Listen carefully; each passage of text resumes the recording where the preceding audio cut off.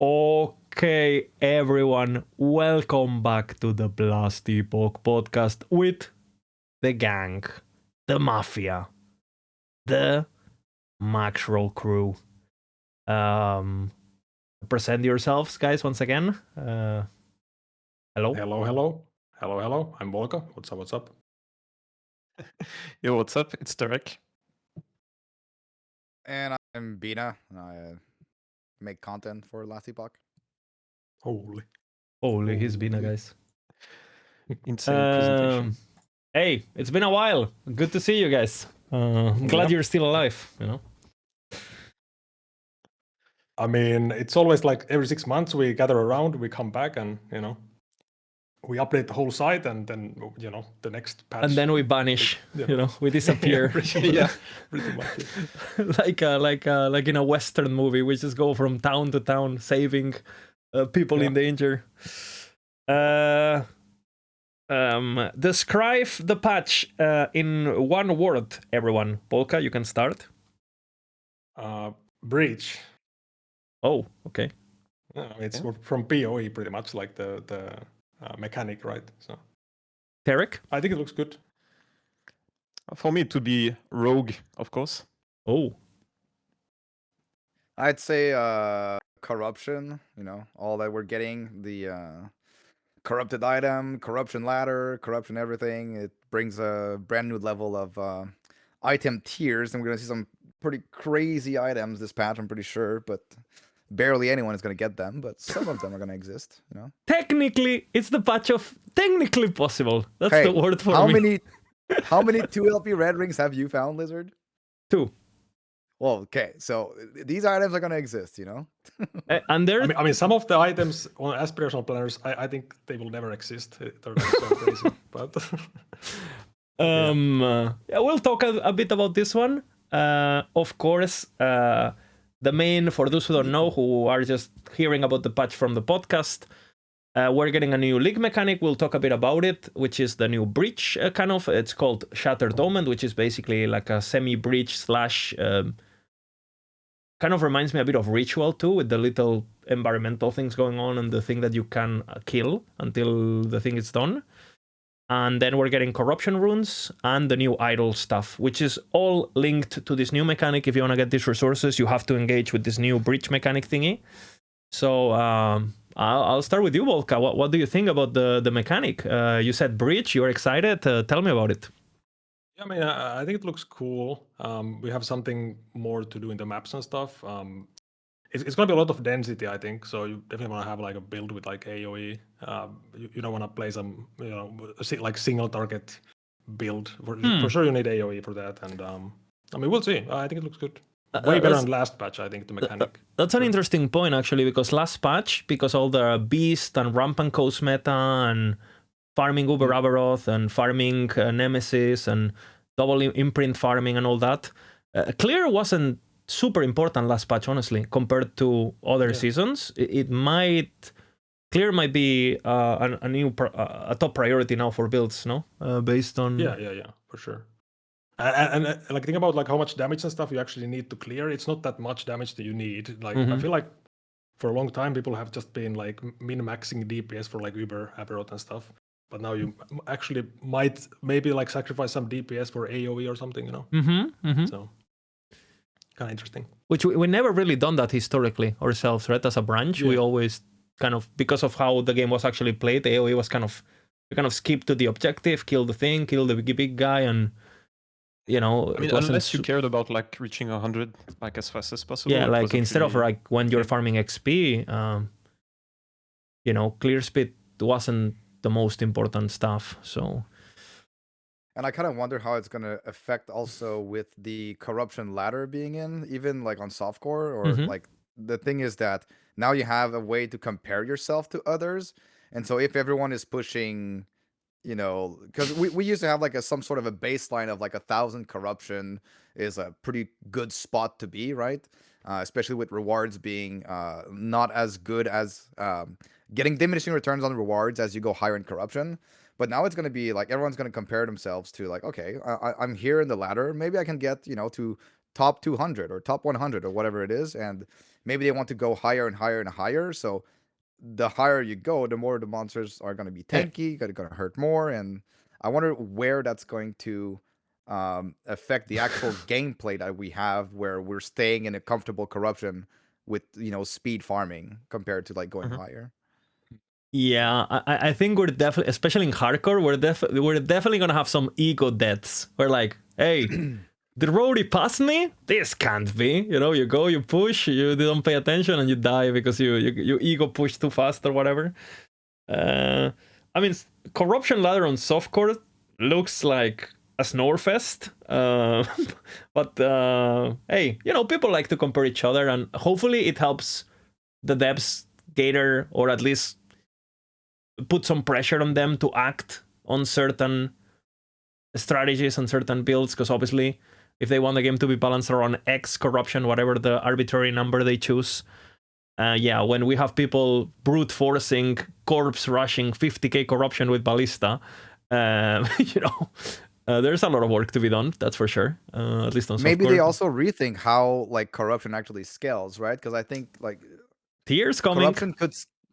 Corruption could scale way harder than it is right now, and you wouldn't have to push as long to reach a difficult point where your character is challenged by the content. Because right now you just breeze, like if you reach a certain power level, you just breeze through it, and then you just slowly get a tiny bit harder, right? Yeah. The we cap know at from which the roadmap that. Yeah, go ahead. Yeah. No, I was saying like the cap at which you cannot do the corruption level is so high that it doesn't matter, right? Yeah. It's just a question of time. Yeah, and we know from the roadmap they showed that, I mean, the expansion is going to have tiers for corruption, so hopefully it's like actually good, it makes sense, and it's like you can actually challenge your character and stuff.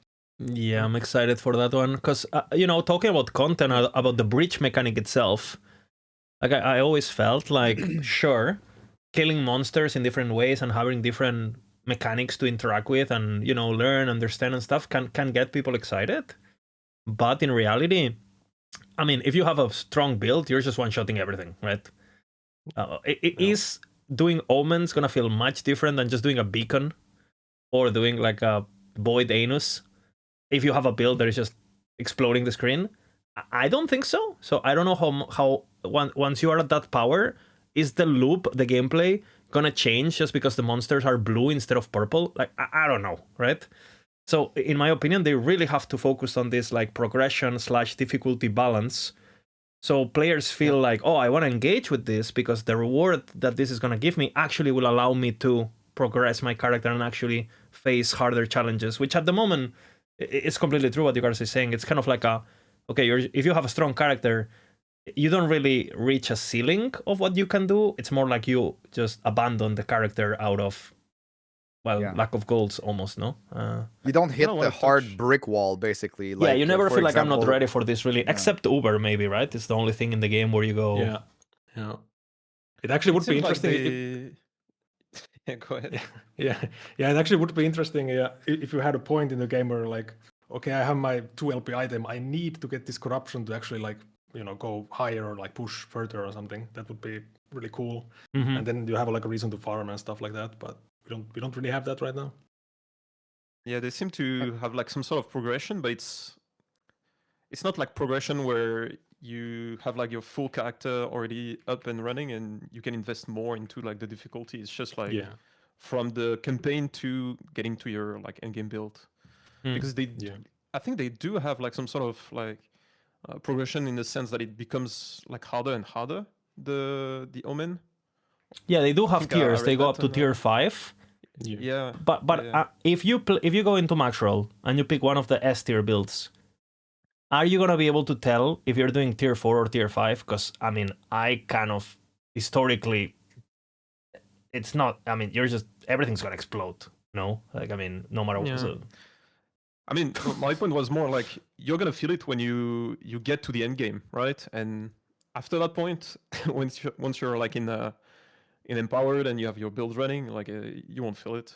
Yeah, maybe like, on the first levels, right? Like if you're level 60 and you find like a tier 4 when you've been doing tier 2s, you may be like, oh shit, I just got shit on, right? But I feel, again, we're leveling so fast nowadays, and we get powerful so fast nowadays with guaranteed slams and stuff that I doubt the tier 5 difficulty can outpace in difficulty the player acquisition of power, is basically what I'm trying to say. I think we just get so powerful so fast that unless they go crazy with difficulty, which they're scared of doing because, console release in the horizon, etc. Yeah, there's no way. There's no way. Did it increase? What did they increase the monster's HP by 10% and damage by 5, right? Yeah, and some monsters are getting, like some particular mechanics are getting buffs of different 10% multipliers, right? Like Nemesis and easier mages. early and more difficult later. Yeah, which makes sense. Okay, what about the campaign bosses? Like they didn't provide any values. They just said, okay, we just like made it like super powerful now. When Gary Matriarch went on a wedding and now they have a stronger bond. like, That's the patch note. They've been fucking and now they love each other. Oh my god. I think that's a good thing though. Like most of the bosses were kind of a joke. Either lots of health, no damage, or like But bro, I think they more than doubled the health on most of the bosses, and they were already like super tanky. I don't know. Well, I mean, as long as the bosses are more challenging and they feel more like bosses, not just like another monster, like it's I'm fine with that for sure. It makes the campaign more like not entertaining, but like more engaging, I'd say. Yeah, like when absolutely. you reach a boss and it's a difficult one, say it's the first time you're playing Last Epoch, you get to the boss, you get slammed, and then you're like, okay, this is I need to get my shit together to kill this boss, But I don't know. Is it gonna be that hard, or is it just text on the patch notes? Yeah, it's like you want to find the balance where the player has the threat of death, but without making it a slog. Like you want the campaign duration to stay the same, but the threat to be higher, right? I feel like you don't want the player to feel like they're hitting like a damage sponge. There's zero threat to dying, and just like arbitrarily the campaign gets longer because things get tankier. You also want the player to be engaged in the sense of like, oh, I actually have to engage with my brain. If I don't build my Fizz-Res, I'm gonna die, right? It also makes like certain abilities like certain death if you have like not enough like resistance or like just defense in general. We saw that, like, you remember with the release of Chapter 9 when Majessa was released? Yeah. She got nerfed, but before she got nerfed, like... She was hard. Yeah. Like, she was actually hard. I wonder when she had the armor shred and physical shred and crazy on the second phase, you just exploded, You literally had to kind of study the fight in order to understand what you had to do in terms of building defenses for it. Yeah. Yeah. You had to. You even did on your speedruns. You even did like full respects for her, right? You made the build just for her at that point. I remember. Yeah, it came to a point that she was such a hard boss compared to anything else that you had to build around that boss entirely. Yeah. Do you guys think, talking about the new mechanic, the Shattered Omens, do you guys think is something that you guys are gonna engage early? No. Unless... I kind of agree. It depends. Yeah. It kind of depends what build you have, right? So, for example, on what build you have and how much power can you get from those corruptions and those omen idols and whatnot and stuff like that. Like, for example, I'm thinking like on Primalist, it's typical that you start totems, right? So like some builds are just really, really good at mechanics like that. Like just put down your totem, it does all the work for you. You just don't get hit and. I feel like it's gonna be kind of like PoE. If you want to be like optimal, you skip the early game. Like mechanics in the early game because takes so long and you might die and whatever, and then you do it when you're strong. So it's just it looks like a lot of the things that are attached to the mechanic are at least from outside, right? We gotta look at things and numbers, but everything that the mechanic is giving you seems to be either very RNG. Okay, you're gonna drop corrupted items. What are the chances of something corrupted that drops magically being better than your tier 7 weapon you just found, on a... Yeah, on a Nemesis. Even Pro- in pro- campaign, bro. Like, what is gonna be like 2% more damage in campaign if you drop it like on a weapon? You don't really care yeah, about that. you don't really care about that, right? Like, it's more about endgame yeah. min-maxing than Yeah. campaign stuff, right? And And let's say again, you get like a corruptions- nice new altar or something. I mean, you don't have any idols to put into altars. Yeah, so it's exactly. like What do I whatever. want the So- altar? I don't even have idols yet, bro. Like, what? Yeah. I'm gonna put my fucking LRS mana regen idol, you know, on my Oh, you nice can little make it look layout. better, I guess. You know, insane. It was like you're buying furniture and you don't have a house, you know. Yeah. So we will see. I'm definitely obviously hardcoring racing thingy. So for me, it looks like a skip on day one, and then you probably only do it, right? Because it seems like it's gonna be good density, good rewards, and good everything. But and I think thinking about racing versus just character progression for a regular player, I think a lot of players will want to do it actually. You know, getting the possibility of getting something good, and then does it also give XP? Because typically mechanics like that don't really give AXP, right? I mean, surely it gives XP. Otherwise, it's like like a waste of your time, in a way. Yeah. Does Well, just kind of like beacons don't give EXP yeah, but except beacon for is the just first a- few yeah. waves, or well, you know, like but it's also how item generation works in Last Epoch. Everything scales of area level. Everything, right? Everything. And you want to get your LPs, you want to get your empowered monolith blessings. So anything that, in my eyes, anything that is delaying your level 100 area is bad. Because you don't need it to get there, because we know we've been getting to empowered without that kind of power before, because you play a starter build that is strong enough, and it basically can clear 100 corruption naked.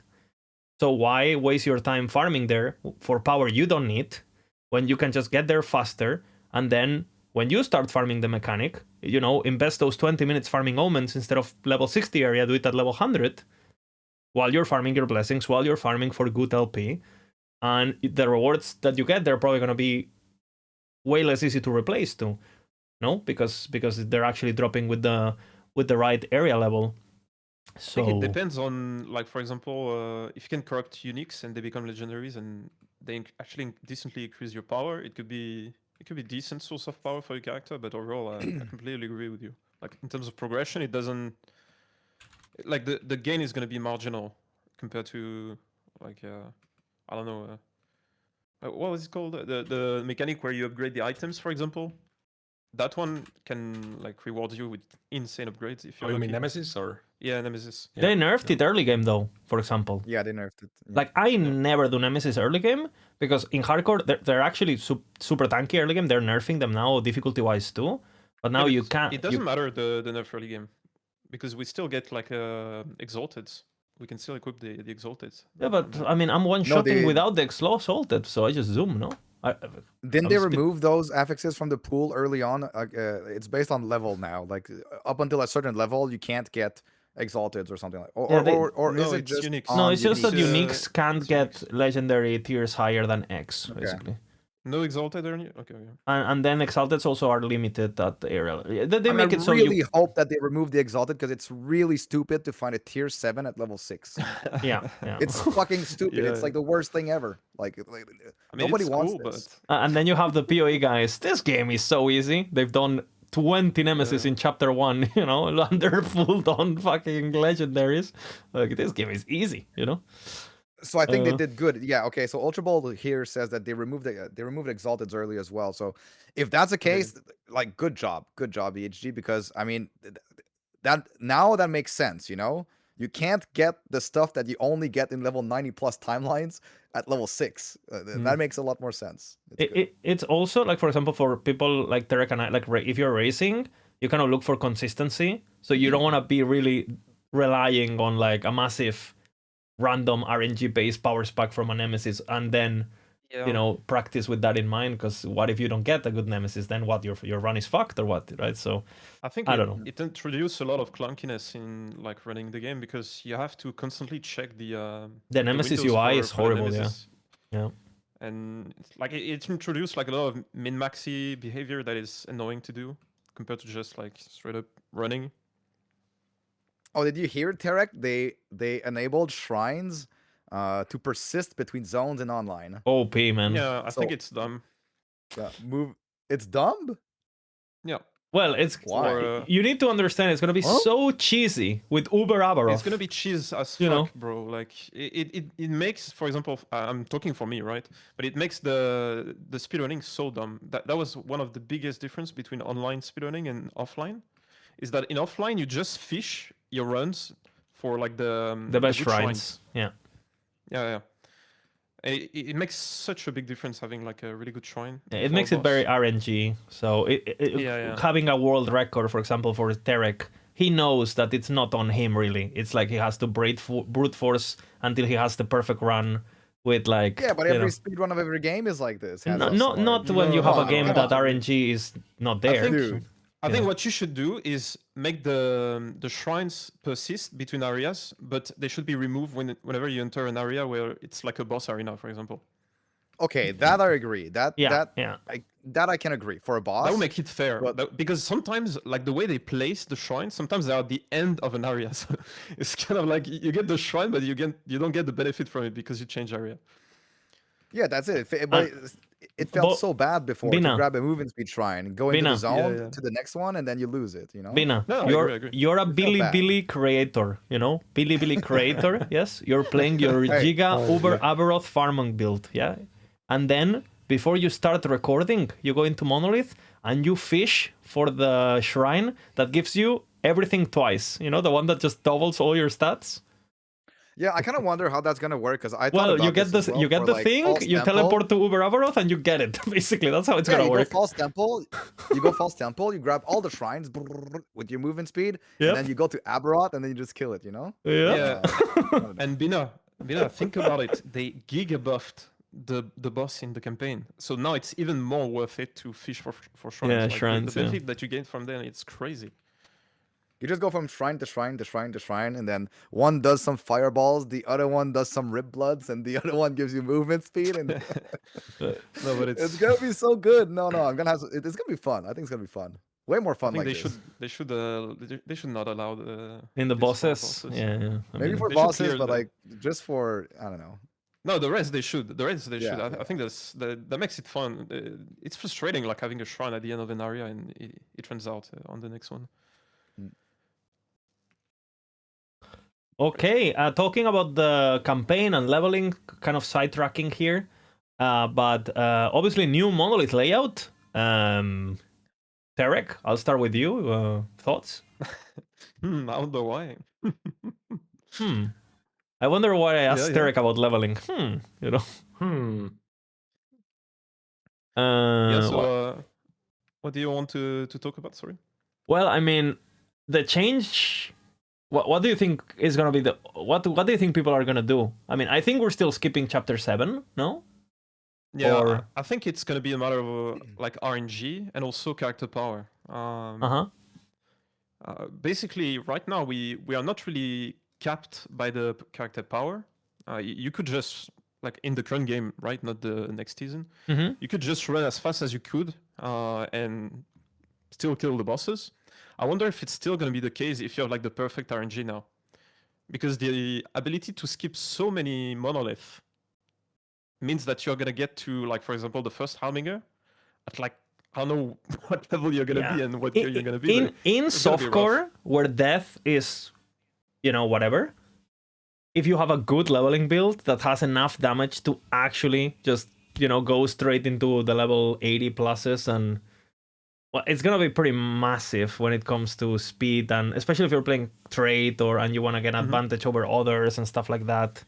Yeah, Obviously in but I think hardcore it's a gonna bit be finicky. RNG, it's gonna have way more RNG involved than before.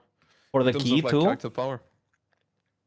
Because what you can do now is you can have like 2 timelines that gives you 2 points. Yeah. You can do both, and then you can do like chapter 9, which is pretty fast. Yeah. So if you get If you like, the have a key in those two, then it's like the god and run. then you are instantly in level 90 timelines. With all your factions, yeah. Like, what level are you gonna be? Like, it's gonna be like insane low level and gear. So I don't even know if it's gonna be like realistically doable. What I'm thinking about is more doing like, 2 timelines that gives you 1 point, one timeline that gives you 2 points, and then chapter 9. Yeah, that's if you I have think the that's gonna key. be more realistic. Yeah, I think that's the plan I'm going into in hardcore. Like I start Fall of the Outcast just because obviously I get there level 40. You don't want to die. You want to get your level 50 ability, right?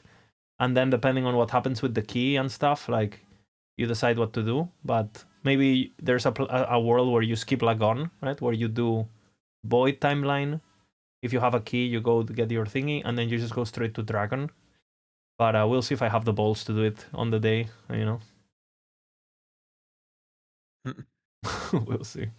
I kind of like the change, Yeah, like honestly. hardcore, it can be pretty risky. It definitely can be pretty risky in hardcore. Like I think it's gonna depend on whether or not you've got up until that point like 1 or 2 nice drops that increase your character power or tankiness or something. Yeah. So I think it's gonna be dependent on not only the build that you play, but how lucky you were on your RNG up to that point. Yeah, and I think it's gonna be more about RNG for character defenses than offenses, because there's no way there's gonna be a build that literally shit on like the first Harbinger by level, like, I don't know, 50, Yeah. 60. Well, unless you have something so, Yeah, so broken that so stupid that it's. I mean, you can probably do it with something like Abomination, honestly, no? Or those kind of builds that are just so powerful by default and by, or for example, last patch, if you just roll a bear at level 50, I'm pretty sure he just shits on the Harbinger, no? Yeah, but you need to have like a shit ton of defense, because Harbinger, it's hard to Just don't get hit, bro. Yeah, That's true. That's true. It's hard, man. But I like that the player at least has that option of, hey, you know what? I feel powerful. I got lucky with my drops. You know what? Boom, straight to 90. You know, like at least you're not forced to go through the slog of, oh my god, I'm ready for Empowered and I'm forced to do this. What the fuck, you know? So especially for softcore, I think people are gonna find it enjoyable. You know.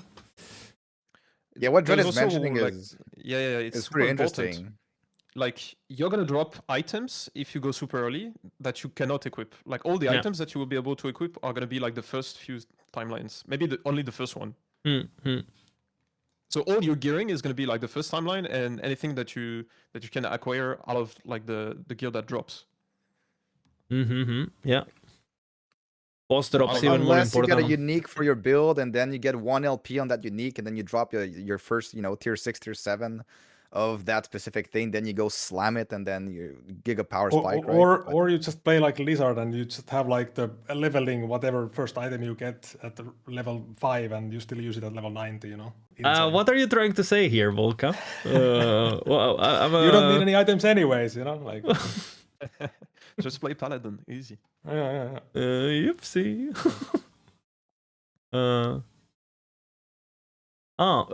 Someone said in chat that EAG apparently said that for season 5, so not this season, but the next one, they're planning to move in the +1 stat quest to Monolith. So you know the one that the one from Majasa might be from completing the Knowledge of Orobis thingy. It's obviously irrelevant now, but it would be nice if I don't have to kill Majasa ever again. That would be nice, honestly, because that Walk of Shame, it's a bit monka. True. Okay. Yeah, we'll see. No, the new layout. I think it's definitely gonna be less confusing for new players, because it was. I mean, as a content creator, you guys know what I'm talking about. You have a new player. They showed you their monolith, and they've been doing. They went to the left side, and they're like, "What am I doing?" And they do all the monoliths, and they're level 90 normal monolith and shit. So I think they're definitely doing a good job tutorializing the game, which leads me to crafting quest. No loot, for until you do crafting quest, bro. I mean. But when is the crafting quest? Isn't it in the first town? Is right after the boss. Is right where you know the spear that has ignite chance before the bird boss on the. Just at the end of chapter 1, basically. Okay. Before you fight the guy who's mounted on the bird, you know, the actual boss of chapter 1. I think it's there on the. I think it's fine, I guess. Yeah, no movement speed crafting lucky, you know. Yeah. Hopefully, you only have to do it on one character, not all your characters. It's only one character. The first that shares stash, obviously. And it's fine. Yeah, and I think EHE has said that once you've done it and you know what to do, it's like, you know, boom, boom, boom, boom, boom, and it's done. So it's mostly for new players, but, you know, I'm glad they're thinking about that, since the console stuff will probably bring a lot of new noobs. No. Yeah, true. What do you think about this challenge? No crafting quest run, you know? This, the No hobo crafting build. quest with the boots also. Yeah, What's it called? with Is the it called the masochist Iron Man boots. challenge in other games? Like Yeah. that would be Yeah, like Iron Man. our kind of Iron Man challenge. Yeah. Well, okay, so we talk about this. Obviously, you guys have been interacting a bit more with the patch with me, because I've been pretty busy with real life. People are here because we're pretty knowledgeable when it comes to meta and these things. So, Volka, what is the TLDR of the meta? I mean, TLDR it's mostly the same meta. You just have a lot of power creep, right? So you just have a bunch of things in like aspirational added corruptions that you might maybe get, maybe you don't get them, maybe you do, you know, technically and all that. You can dream about idols at are least. really giga, of course. So it depends on the build you're playing, or you were playing last patch. Like how much more power did you get from the idols? That depends on the build, of course. But yeah, like kind of like same meta. Some nerfed, like Bear a bit nerfed, and Acid Flask is just dead for whatever reason. It's like 10% of the damage now. So I don't know why that happened, but yeah. And then also like Warlock is it's a patch of the Warlock. I mean it's because of the patch. Yeah, like idols are crazy for Warlock, but it's also because we found more tech and like just more optimized setups on Warlock. So I we was could already play these builds before. I was talking about this actually, that there's a lot of builds that we kind of like knew about and that we have played and we have investigated and tested, but that we didn't publish them last patch because obviously it was the patch of the Primalist, and you're kind of thinking about, does it make sense to put all the work in this guide when everyone's going to be playing the new stuff, right? And it turns out that a lot of these builds just got tons of help, no, with the new stuff. Yeah. So yeah. And something like the Replat Warlock, I already had that build on Lich, but like of course Latch patch was like a Lich hype patch, and let's play Lich and all that. But turns out it's just the same build is better on Warlock. Like it's just way better. Yeah, we baited like, you guys. We baited you. Yeah. We're sorry. Yeah, I mean, but it's like last patch, I didn't really even look at Warlock, because why do that? It's a Lich patch, right? So it makes sense. So yeah, Warlock, it's just tankier, more damage, more like synergy between the items and stuff. So yeah. One of the fan favorite as well, Tornado Werebear. Like just Oh dead, you know? shit. Don't get your mana back when you turn into human form. So yeah, no more spending all of your mana and then going to Werebear for a few seconds and then spending all of your mana again. that was a bit of a cheat code builder. Yeah, that one was maybe a bit unintended, or felt like cheating a bit, maybe, that build. I feel like they focused on a lot of stuff, a lot of like cheesing like this, or like mechanics like those, where like the Werebear stuff, the Meteor stuff, you know how you would like cast Meteor after using Mana Tunnel and whatnot and get more mana back than you would spend and whatnot. So yeah, I feel like they focused on, I don't know if it was necessary. I don't think it was necessary, but it happens. I think it definitely made problems, because you're trying to balance a build around mana cost and around this and around that, and then you have a build that just bypasses all of that. It creates problems, right? But to be honest, I think it was pretty clunky, so I'm super glad that that is gone. Honestly, I don't think it was fun. So I even played it for like the leveling. That was the leveling guide for Primalist I recommended, but I think it was a bit too complex for people to play. Yeah. Gonna have to find something new, I guess, for leveling. One thing that I will say about this patch, as someone who's kind of like started getting to it now, because again I've been busy, I do feel like just like watching the community and chat and Reddit and the forums reaction to the forums really makes you grasp how like let's just say different opinions are on things that to us seem pretty obvious, right? I've read some crazy things like, oh, this is gonna be Warpath is dead, and then you read the change. It's like, actually, guys, I think this might be a buff for 99% of the cases and stuff.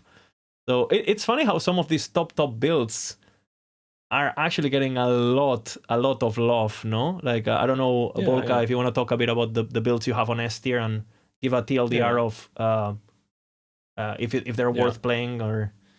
Yeah, I mean, like Warpath, yeah, it's capped now, the node. You can't ramp up forever. But, I mean, now you just, like, add more points into the node, basically. And you actually, it's going to make it much easier to play, and you're going to just, like, channel forever. You can never stop channeling if you have the right amount of mana. You're going to have enough. You won't run out of mana. So, and I'm pretty sure, like, based on my calcs, you only need, like, 1k mana or so to max out the node. So that's 5 points, and you're gonna be, I mean, it's gonna be crazy, basically. So, and that actually makes it so you realize, why would I build more mana than I need? Because previously you just went as much mana as you can get, and you just like ramp up more and more. But now it's like, okay, there's like a sweet spot. Let's say it's the 1k mana. Then you can invest into other things. So I think that's actually really good more change crit multi, Warpath. more strength, right? Yeah. And then you have things like the idols, right? Because, for example, there's a new enchantment or a new corruption on idols. You have frenzy straight up, right? And getting frenzy on Warpath was like impossible before, kind of, right? Yeah. But for example, if you play a Primalist build, every Primalist build has frenzy. So while you're introducing this corruption in the game, the builds that already had frenzy or access to frenzy easily, they're not getting the same impact as something who was very prohibitive for certain classes. So again, if you get lucky with these corruptions with Warpath and frenzy effect, idols and all that, it looks absolutely retarded on paper. Yeah, I mean, like Shattered Worlds with perma frenzy corruption, that's gonna be like a giga item, like MG millions billions cost. Better than 2LP, absolutely. No? Absolutely better than 2LP. Yeah, that's gonna be crazy. So slam that on your Warpad, and you're like absolutely crazy, and I mean, you can maybe show the idol setups, for example, on Warpad. Yeah, absolutely. Let's take a look. We're enjoying the pyramid quite a bit, so it's I found it to be quite like nice for many builds, especially if you're using these like bigger idols like Ornate and stuff. The pyramid is very strong. You can get like multiple refracted bonuses on basically on every idol. You get the bonus pretty much. Yeah, and you can get stats from the big idols. It's just like super strong. So this I think I use the most. Of all the altars. I think I I underestimated a lot of the idol layouts when they first got teased on the trailer, because we didn't really know how Omen idols worked. Because obviously when we first saw them, we were focusing a lot on the shape, because I need to fit my 1x4 idols and this and that. But now actually that we've discovered that you can have up to 5 Omen idols, and the Omen idols are basically either 2x2s or 1x4s or 4x1s. Basically, optimizing the bonuses is actually more important than the shape itself. And it turns out, at least on first glance, obviously we might discover things as we go, because this is very new. It looks like pyramidal, Illuminati patch, pretty much, no? Yeah. It does work for many builds, And actually, what I was surprised about was the altar affixes, like the bonuses on the prefixes, like 50% prefix effect, for example. That's I don't use it on this one, but like on Warlock, for example, 50% effect at D7 on one affix from the altar. It's pretty crazy. It's like Reliquary Nest on top of it. Yeah. It's gonna be. We were already fans of Reliquary Nest. I think we were big promoters of that before patch dropped last season, and now stonks pretty much. Yeah. That's pretty crazy. You want to talk a bit about the Warlock? Why is Warlock so strong? Maybe we can take a look at the Riplot idol setup on Warlock, and you can mention it a bit. So I mean, of course the idols buffed this, but there's like a core kind of that I use it on every Warlock. So it's basically the Swine Amulet. Like first and foremost, you get Acid Skin from the amulet. So gives you it's like a curse. It gives you 20% crit, or rather enemies have a chance to be crit, so it's not actually your crit chance. So if it basically scales with poison damage, so you can get like per 10 increase poison damage, you get 1% crit chance. So you could technically even go like singularity with if you have enough poison damage increase, you can get like singularity even though you don't have any crit chance. The enemies have 100% chance to be crit. So that's like one thing. So you're playing crit builds with the Bone Curse Acid Skin setup. And this is also gonna give you ward per second for curse on you. So then you use Bone Curse Aura, which also applies a bunch of curses to you. So basically, even without being low life or anything, you get like a bunch of ward per second. It can be like almost 700 with 4 curses on you. And you're stacking intelligence on Warlock always, right? So yeah, you're stacking int retention also. Yeah, for retention on this build, actually, it's funny because you get also endurance threshold. Like you can get your full HP as endurance, so you actually don't even need retention. You can just get ward decay threshold with the chest here. Yeah, a wall of nothing. So it basically converts adds your endurance threshold as ward decay. So these setups change a bit, but like the base setup is the amulet, bone curse. That's like you always have those two things, and quite often we use Aura of Decay for damage. It's gonna have like the same AOE as the bone curse, so you have kind of like 2 auras around you. This also scales with int, the aura, so you get pen per int. So intelligence is like crazy value, of course. And almost pretty much, I mean, on all of those setups, yeah, we use Reblood, if not for damage, for buffs. So you get the flat damage buff. And that's when you get to the idols. So you can check the idols. They give you a lot of cast speed. So Reblood has a node where it's uncapped, the flat damage. And the more cast speed you have, the more flat damage you also get. So it goes crazy. So from idols, you can get like 300% cast speed if you like max out everything. Yeah. Is that the next one to get a cap next patch? I mean, maybe, yeah. EAG capping a node again? No, you know what we do? We know what we do instead? An uncapped node. Reblood now has 10% chance of give you spell damage, you know? I mean, they did nerf it last patch, right? Oh it used to be God. 8 spell damage, and now it's only 4. But it's also still 8 for Reblood itself. So it's a funny one. Yeah. But basically, I mean, yeah. It's just for people to understand, before, right, a build like this would only be able to have 2 of these idols, right? Yeah. And you exactly. were buffing them with Reliquariness with the effect up to 60% effect of this, which we did already, right? But now we're getting 4 of those, maybe even more in some setups with Omen Idol stuff, right? Because you can get those affixes 4 times now. Now you can buff them with Reliquariness, and you can also buff them with the altar prefix in this case, 50% increased effect. So again, these idols and this power creep, it's affecting every build, but not our builds rely so much on idols when it comes to power. If you're playing a build and you're using your idols for HP or for a bit of ward or a bit of a minion cooldown or whatever it is, right? There's gonna be some builds that are going from 90 cast speed to 300, right? Not everyone is getting touched with the power creep wand equally. It's what we're trying to say. Yeah. I mean, absolute crazy. So basically, on every Warlock build, you have the same idol setup because it's. I mean, think about this idol. It's more than a T7 on one prefix, and then you get, like Lizard said, all the effect buffs and everything. So it's very, very crazy value. And that means you also use Ladle if you can on every Warlock. Not always. If you're using like a Flame Whip build, you have to have the sword. But if you're able, you always use Ladle. You have a lot of flat damage. And then also, if you check the Fissure tree, there's like a very, very strong node for any like basically any Beacon of Torment, Warlock. Yeah, that's the stacking buff. So you can get like 50 stacks of this on the endgame planner. So you get T7 spirit frequency on the chest. Basically, the spirits apply torment to you, and it can stack, and so you get like 150 flat damage with 50 stacks. You get also a bunch of endurance threshold. So really crazy node. Yeah, and again, this is strong. This is very strong, and then you get to see the new things like Fire Aura. Fire Aura is cool. Don't get me wrong; it's gonna be a playable build.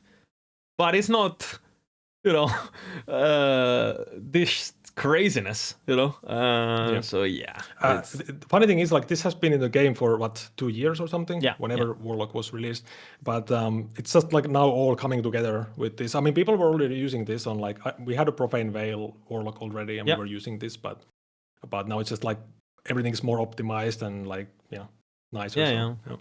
Like I feel like right now our job more than like cooking it's like about we keep ourselves updated. We see what other people are doing too, and then we realize what levers are getting pulled the hardest, and we then like put light on the thing. But a lot of these builds, honestly, are builds that have been existing for years, even, right? Like nothing is really new. It's just a matter of like a crazy boost because X or Y.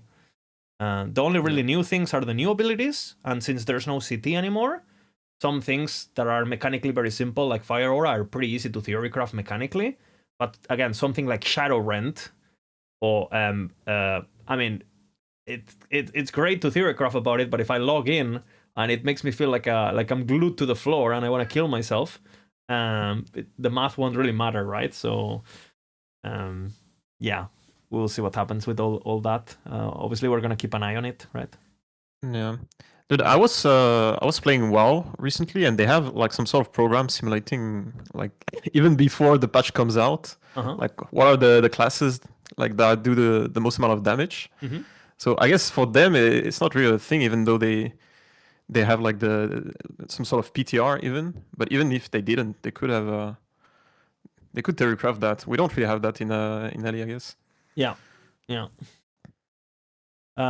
We'll see. Any other build that you wanna shout out when it comes to any fan favorites on the tier list of? I think something people were asking for is the Judgment Aura. I know people were hoping that would be on max roll even before. I mean, it's a very old build, right? Yeah. But now it's just even stronger. They buffed the staff here, the primordial Asylum staff. Yeah. So you can. Actually, like stacking attunement overall with this stuff is like very, very strong, like Shaman, Paladin, anything like that. It's very good with the staff. So and again, this is the kind of build that, for example, I actually been playing this build for the last month or whenever they I don't know, last 2 weeks maybe actually, when they teased that this weapon was getting buffed on a Reddit post or on forums or something, and I like all our we started talking on Discord because Volk and I had already had a lot of discussions about. I mean, we were very close to making builds with this weapon last patch because we thought it was very, very good. And because we didn't end up doing it, and some people did use it, right, on Werebear and stuff. Yeah. Some people knew that this was strong, but we really like this weapon. But for whatever reason, lack of time, again, it was not really the hype of the moment because Leech and stuff. And now suddenly the devs think, oh, this item is underused, most likely because no one's following a guide with it, right? And they buffed it, and we're like, what the hell? Like, hell yeah. And it's a double buff even, like lower LP and then also higher values on the HP and mana. Yep. Yeah, this is my starter for hardcore for sure on the race. Yeah. Very strong.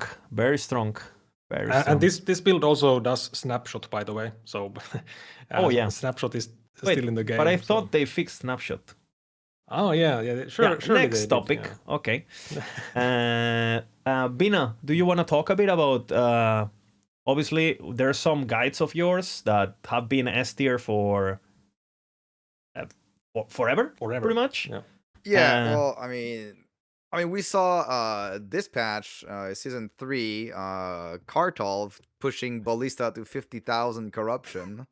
So Ballista doesn't need any introduction now. So that got a significant buff this patch. Even though we have lost basically, we have a small nerf to the relic. And then we have a nerf to the amulet that we were using as well. Evolution's End lost its +2 skills. Yeah. But the thing is that we got a new amulet that gives us 20 all stats, and we also have like insane power from idols as well on this build.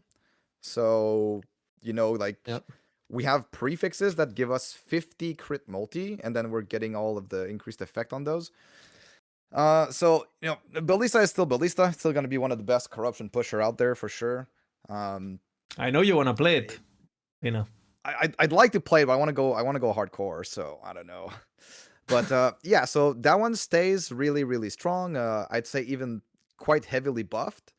Lightning Blast has gotten a big change by basically they reduced the amount of flat damage that we get for spark charges, but Yeah. like not all of our damage comes from spark charges, right? Yeah. So that one is not updated yet. I need to get to look into it. I know Frozen Sentinel has been looking into it as well. So I still need to check out what I'm gonna do with Lightning Blast. But even with the nerf to spark charges, I believe it's gonna stay relatively to the same power level. Yeah. So it's still gonna be S tier. Ballista still S tier. Frogs Beastmaster, I just swapped the setup to a complete, basically 0 button hold.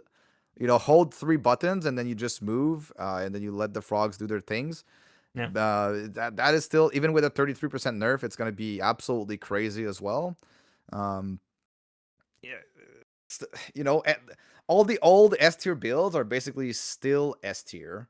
Yeah. Stormcrows, I just fired Stormcrows up again, just to like remind me of like how much damage it deals, and it's still absolutely ridiculous. It's funny because that's one of the builds that people stopped playing because new things Yeah. appeared, right? Like Bear and the new Abomination and the new Lich. So Yeah. they actually buffed crows in the patch notes. Yeah. Yeah, and they've gotten a small buff, and then some of the itemization as well. They get a little bit more cast speed, but that's not the huge buff that they get. Mainly just like every build, you get a lot more power from just the power creep of the game with the idols, with the altars, and all that stuff. But yeah, Stormcrows is just like more powerful than a lot of stuff because it always dealt that damage before. It has fallen out of flavor yeah, from the previous patch because it was not like the brand new thing, right? But people need to remember that this almost won actually the Abaroth race, right? This was second place in hardcore. So this is a very fucking strong build that just follow Flareor because of the vibes pretty much, but it's still Giga, Yeah. yeah. And Yeah. one that I need to I'm really eager to look into it once the patch goes live is Totem Shaman, because Ooh. the idols for Totem Shaman are kind of like what you get on Warlock, where you get like a giga cast the speed cast on speed them as well. idols. Yeah. The 30% cast speed Yeah. idols. Yeah. Yeah. So that one is kind of crazy. And then in the pyramid altar as well, then you can have 4 of them instead of 2. That's kind of giga, Yeah. So you add like 60 cast speed, plus you add all of the increased effect from it. Yeah. I don't know. I think It's gonna might be a machine gun, and it already did a lot of damage. It's a machine yeah, and gun. I think it's gonna be really good also in the current mechanic, the league mechanic. So I am tempted to start with totems and then maybe go to frogs. I kind of want to play frogs. I don't know, like I've been Totems replaying hardcore, I all think. these builds that I haven't played in such a long time, and I'm like, wait, this is absolutely ridiculous. And then you go to the next build, and you're like, wait a minute. Since when does this do that much damage? Wait, this is crazy. Hell yeah. And then you think about all the new stuff that's coming, and the altars and the buffs and the increased effect, and you're like, wait, this is gonna go hard, man. This is gonna go super hard. And Bina, what about Shadow Cascade? Because obviously, it was already a really good build. Potato played it, a lot too and stuff, and we looked into it. The low life setup, Trickster also played it. You're a big fan of it too. What do you think? Because obviously people are pretty hyped about it with the new Shadow set, with the buffs to damage effectiveness and some of the changes on Blade Dancer and stuff. What can you tell us? Well, to be honest, I haven't really slow at updating my builds, so I haven't gotten to mess around with Shadow Cascade yet. I know Misha has sent me some stuff as well for Shadow Cascade I need to look into, and she's been cooking with Potato. But my initial impression from what I've seen is that it's gonna be most likely better. We're going to be able to get they fixed a couple of things with Shadow Cascade, right? So they gave us they nerfed the base damage of the skill itself to 2, right? 2 base damage, and then they improved its damage effectiveness. So they said that it's going to be better with the more flat damage that you're stacking on your build. So that kind of like it kind of like equalizes, but it's gotten a buff by us getting more shadows, fixing a bug that you were able to like you were able to basically snapshot your shadow cascade that you manually cast, and then your shadows would use that combined with the node that gives you more damage if you had an exact amount of shadows. But now you'll be able to probably get, like, that's what I assume, that you'll be able to get more shadows, and then those that snapshot bug is fixed. So more shadows casting more cascades, and always getting that buff is going to be pretty huge. And then there's a couple of stuff in the passive tree as well I need to look into, but maybe I can only test once the patch goes live. But there seems to be some multipliers in the passive tree as well that could be helpful for Shadow Cascade. So you're talking about flow, I just think Shadow or... Cascade has been buffed. If you've ever played it in the past, it's just going to be better now, right? And it was already dealing a shit ton of damage. So I'm quite excited for Shadow Cascade. Yeah. But it's the thing, right? It's for sure gonna get better. It's definitely getting buffed. Everyone is excited about Rogue because patch. But Warpath exists. So, it's good. But like these kind of builds, these kind of builds, like Warpath is like one button, spin to win, like super smooth build. Some people really like that, or like Frog's Beastmaster, no button build, you just walk and things die, or like Reflect Shaman, which has gotten a nerf, but I still think it's gonna be fine. It's not gonna be oppressive, just like it was in the last patch, which is good. But it's not going to be, for those who don't know, Reflect now is scaling based off of the distance that the mob is from you. So the further the monster is, the less damage he takes, and the closer you are from him, within 4 meters, he takes full damage. But they did a bunch of nerfs all across the board. They nerfed the shield from 9 to 6%. They nerfed the idols. They nerfed, they nerfed a bunch of things on Reflect Shaman. So it was a bit too oppressive. I think it's gonna be fine now, but not amazing. But some of those builds are super powerful, but also kind of boring, I'd say. Like a lot of people just want to engage more with the game than just play a no button build. Maybe there's a flavor for everyone, but I think those builds are really more tailored towards simplicity. And I think there's a lot more builds also that can provide more engagement with the game, and some people have way more fun pressing 10 buttons than just having no button builds. I think we also have, aside from obviously preference and all of that, for example, I remember when I played Blade Dancer, I really noticed that, for example, having single tier 7 or double tier 7 made a huge difference on a build like Shadow Cascade, especially if you're low life, because there's 2 affixes that you really want, like the shadow damage one on prefix, right? And the shadow creation ward thingy, also on prefix. And if you have 2 of those on helmet and chest, the build has great survivability and the damage goes insane. But now, and we haven't talked about this, the imprint change. Now, those builds that really, really needed those double tier 7s to really click, right? To really go crazy. Because is this what is going to happen? What is going to happen with imprints? Like so for those that don't know, imprints have gotten you're gonna proc them 50% less often, right? So they're having the chance for us to get the imprints, and then the imprints themselves have much less chance per their patch notes, whatever that means, multi-exalted items.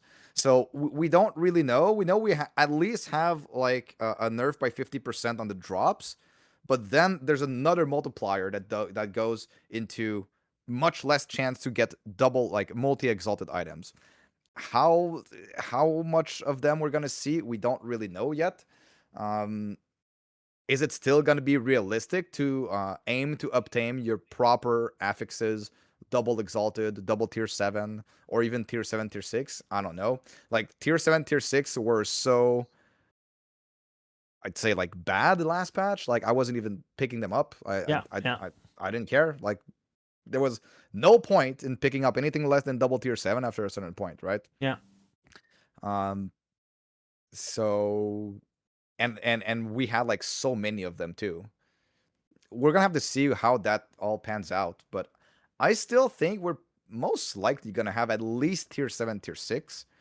But yeah, has to be yet to be seen. Because if the imprints were a big part of the deterministic way to farm those, and if that is super nerfed and the deterministic way is nerfed, then you can't really target farm what you want specifically. So maybe you just go for single tier 7 and whatever else you can. And not only that, but is it worth farming, going through that journey of double LP and double tier 7 when a lot of these corruptions, even if they're hard to get, if you just brute force 1 LPs nonstop, which are very easy to get with single tier 7, are we even wasting our time interacting with that system where I can just spam the boss and spam Omens to brute force the corruption system until I hit a single LP Shatter Worlds with Frenzy? You know? Because what double LP for a Warpath is going to be better than adding Frenzy to the build, right? Like what? Which one? Like, so it definitely seems like this change is an intention from the depths, not just to nerf power and control imprint power, but to also incentivize Rune of corruption usage. Because who's going to corrupt a triple tier 7 chest? Who's going to have the balls to, like, I mean, and obviously I will because I'm not a pussy, but, you know, most people, you know, the kind of guy that, oh, it was so hard to get my LP, oh my God, like, these people are not going to do that, you know? If you farm for a 3 LP, you know, null portent and you slam triple tier 7, are you hitting the corrupt with a 50% chance or whatever? We don't know the numbers, just arbitrary, for the item to just disappear? You know, I think it's gonna revalue some of the items, you know, that were just straight up like a bit worse than the one that you had. Or items that you are happy with 1 LP. Event Horizon, you know, Horns of Ukeiros, Red Rings. I think the Red Rings are even better now for COF, that is, because obviously MG, depending on this imprint change, MG is not getting fucked. MG is fucked. MG is fucked.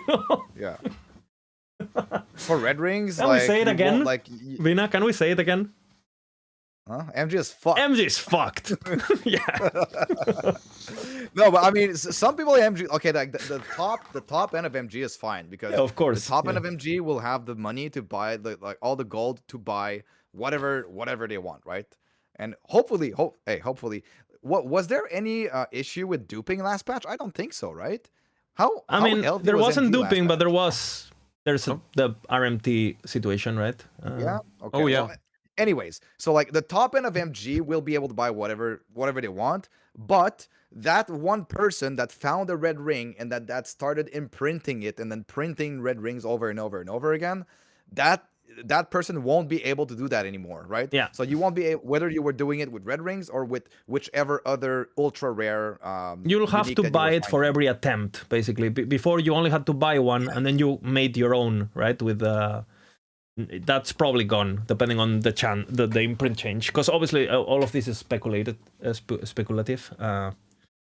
Whether it's like in COF, red rings, sure, you could imprint them, but if you want to get them through prophecies, I have a YouTube video where I get 5 red rings in 15 minutes, right? So for COF, we're gonna be chilling. I'm pretty sure. Yeah. I mean, last Epoch. Okay, I'm gonna say this. That's my opinion, but like last Epoch has one of the best character progression system for finding your own item and finding your own stuff and equipping it and progressing your character without relying on others and other trait systems. It's like pretty much the best ARPG out there to do so, right? Some people don't like it. Some people really like to trade, and that's perfectly fine. But Last Epoch shines in that way because it has been designed this way. It's been designed with solo experience in mind. It was never really designed with multiplayer in mind. So, the COF system kind of reflects that as well, where they wanted to have something for trade and for single player, and to balance that out, COF just is absolutely crazy for any solo self-found experience. It's absolutely amazing. It's the best out of any other ARPG that I know of. Based? Holy based. So Are you sure you're not COF paid good? for this comment? You know, are you sure you're not paid? Where is the sponsorship, EAG? Huh? Where is it? So I think COF is the best faction, but don't take my word for it. Just try it out. I mean, I agree. And to be honest, for me, obviously we played this game a bunch. And I feel like because we do all of the theory crafting and the play testing, or, well, not play testing anymore, but, all of the idea making and brainstorming and all that, we kind of do it pre-patch now, obviously, because it's our job, pretty much. I feel like once the patch drops, it feels like most of the important cooking has been done. So you want to focus on, okay, now that I've cooked, now I want to actually play the game. So you really want to make sure that journey has some weight and it's impactful. And I think that's one of the reasons we not only play COF, but we play hardcore, right? Because I already know what the build's going to do. I theory craft it. I have an offline character. I know what it does, right? But I just want to go through the journey, I want to feel alive. I think it's the only game. It's the only game where you can set your eyes on a build and look at the items, and like even the the giga items, the end game aspirational items, and you're like, if you really want this, you can get it yourself by farming. The new altars might say no. I don't know about that now anymore. I don't know that anymore. Please go to Erasing Strike and check the aspirational weapon. Yeah, but I mean, of course, this patch there are a lot of unknowns with like corruptions and stuff like that. So we'll have to maybe adjust, right? But for the most part, if you take any planner from last patch, you would say, if I really want this, I can target farm this in a certain way. There's ways to farm every single item in the game, and you will get it eventually. Like you just will get it, right? I mean, the journey is fun. It's just it would be nice if like the reason to get it is to actually overcome something and not killing X boss a bit faster, right? Which I think is what we're lacking. But hopefully with corruption tiers and expansion, hopefully EHG, if you want some help, we're still here somehow.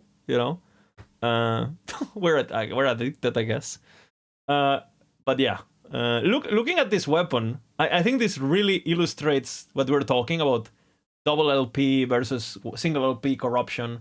For example, imagine you get a world splitter, which is well rolled, right, with the right roll, and it's a single LP, right? And you go and you get your melee void damage, melee void damage, giga, and then I already have one, right, which is similar, so I might as well corrupt it, right? I have a copy. So you hit the corruption, and you hit 256 increased melee damage per... and 1% more damage per melee cost.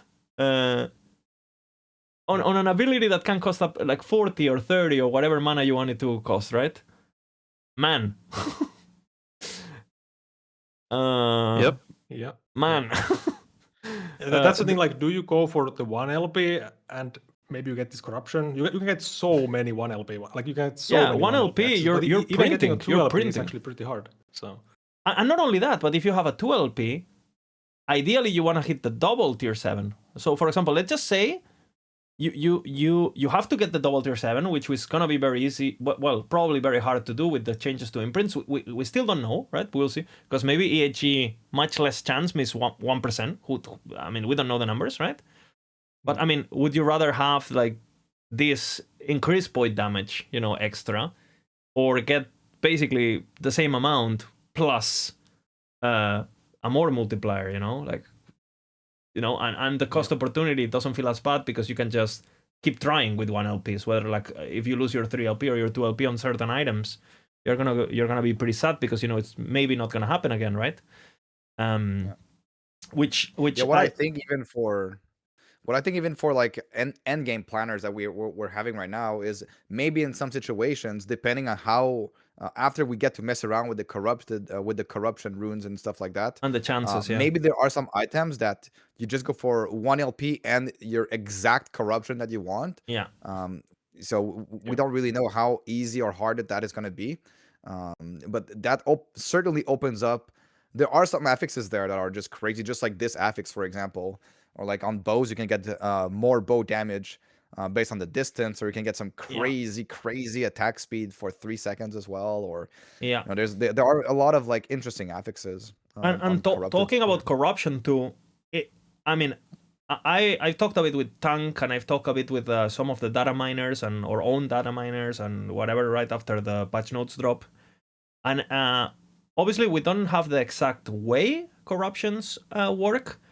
So it's going to be very interesting to actually understand how they work, because we know that, we know how items work in Last Epoch in general, right? Normally, there's a reroll mechanic that basically, if you go into a database and you look at something that has 99% rarity, what that means is like if that item spawns, it has a 99% chance to reroll into something else. There's like a kind of like a different phase that an item generation goes through. And, the harder, the rarer something is, the more chances it is that even if you get it, turn it into something else, right? So apparently, there is a new thing when it comes to corruptions, that they don't work with rarity, they work with weights. So I'm going to showcase this, but if we go to, for example, Tanglabs, right? And we take a look at the corruption stuff, which now I have to affixes, right? And I find the corrupted affixes. You see here that they have weight instead of rarity. Anything else has actually they changed everything now to weight. So this is a complete new system. I wonder how this is gonna work, right? But the fact that they've changed to weight normally works on pools, right? And these numbers of 1, 0.5, 1, 0.5, I wonder how this is going to work, because something tells me that corrupted affixes are going to be part of the pool that they don't share with other affixes. So I wonder if like an item drops, or well, you roll for your Rune of Corruption, and it probably has like, I don't know what the chances are going to be. For the sake of this conversation, let's say 50% chance for something good, 50% chance for something bad, right? It rolls. Coin flip, boom. Okay, you rolled good. Now there's a 20% chance for doing something tier related, where it goes up a tiers or rerolls things or whatever. Then it has a 30% chance for corrupted affix, and then it has another 40% chance, or whatever the remaining chance is, for a regular affix. Now, depending on what these weights and these pools are, some things might be misleadingly way more common than we think. For example, one thing that I want to talk about, for example, is amulets, right? If we take a look at the amulets, all of these attribute conversion things, right? They actually are common, and the pool is very small, right? Of corrupted affixes. So if there is a 30% chance on positive outcome to hit a corrupted affix, it means that getting one of these might actually be more likely, for example, than getting even like a regular affix, like exactly fire resistance, for example. So again, I'm kind of super excited about this. I'm very intrigued, and I hope Mr. Tank or whoever maybe cooks like I'm sure he will eventually have a Rune of Corruption calculator or something along those lines. If you guys don't know Tanglabs, I highly recommend it, as for numbers and stuff. So I don't know, what are your expectations, Bolka, for corruptions? Are we hitting tier 7 corruptions? Do they exist? I mean, the tiering is pretty hard to say. Like, are we getting T7s? I think you will get the one you want if you like just go for the 1 LPs and you corrupt a lot. But like at the moment, it feels like it's only for people who play quite a bit. Like it's like mostly still just go for the end game planner. You don't go for any corruptions, I think. But I mean, who knows? Thing is like, how many people are actually corrupting their items. That's, like, do you want to ruin your item? But yeah, I think players like us, we will get good stuff with the corruptions. I've also noticed, if you actually look at the items, I've also noticed that the way the items roll seems to be balanced around you low rolling them and not feeling too bad, right? Like, Yeah. for example, if we take a look at intelligence, right? For example, like on items normally, intelligence is like 1 intelligence at tier 1 or whatever, right? And then it goes up to 8. Where there's like a lot of the things that you see here. For example, I don't know, you see, let's pick something random. For example, cannot be stand. Let's pick something on the top, I guess. This, for example, added attunement, right? So a tier 1 is already 4, where there's like a tier 7 is 7. So the gap between rolling a tier 1 and a tier 7 is not as extreme as with regular affixes, which makes me think that these affixes are kind of balanced on the low end. That's my, because why would they do this otherwise, Yeah. If the difference of tier 7 and tier 1 is not that big, it means probably you're more likely to be in this range, and they don't want you to feel, oh man, I hit the one I liked, but it's useless, right? It's useless. Yeah, it doesn't do anything. It's exactly. Yeah. They want you to make sure that if you hit the thing that you want, it's impactful, right?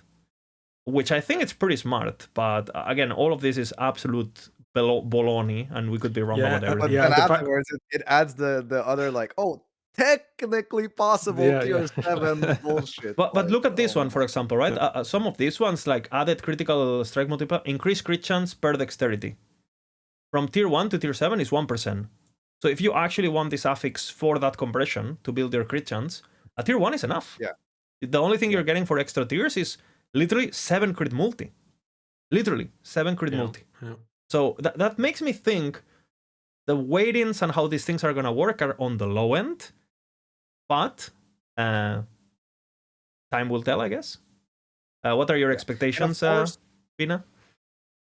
Well, first I want to say that, of course, currently all aspirational planners have tier 7 corruptions, but if anything, we're going to adjust, okay? Yeah. Like, planners are going to adjust. We need to see how that system works.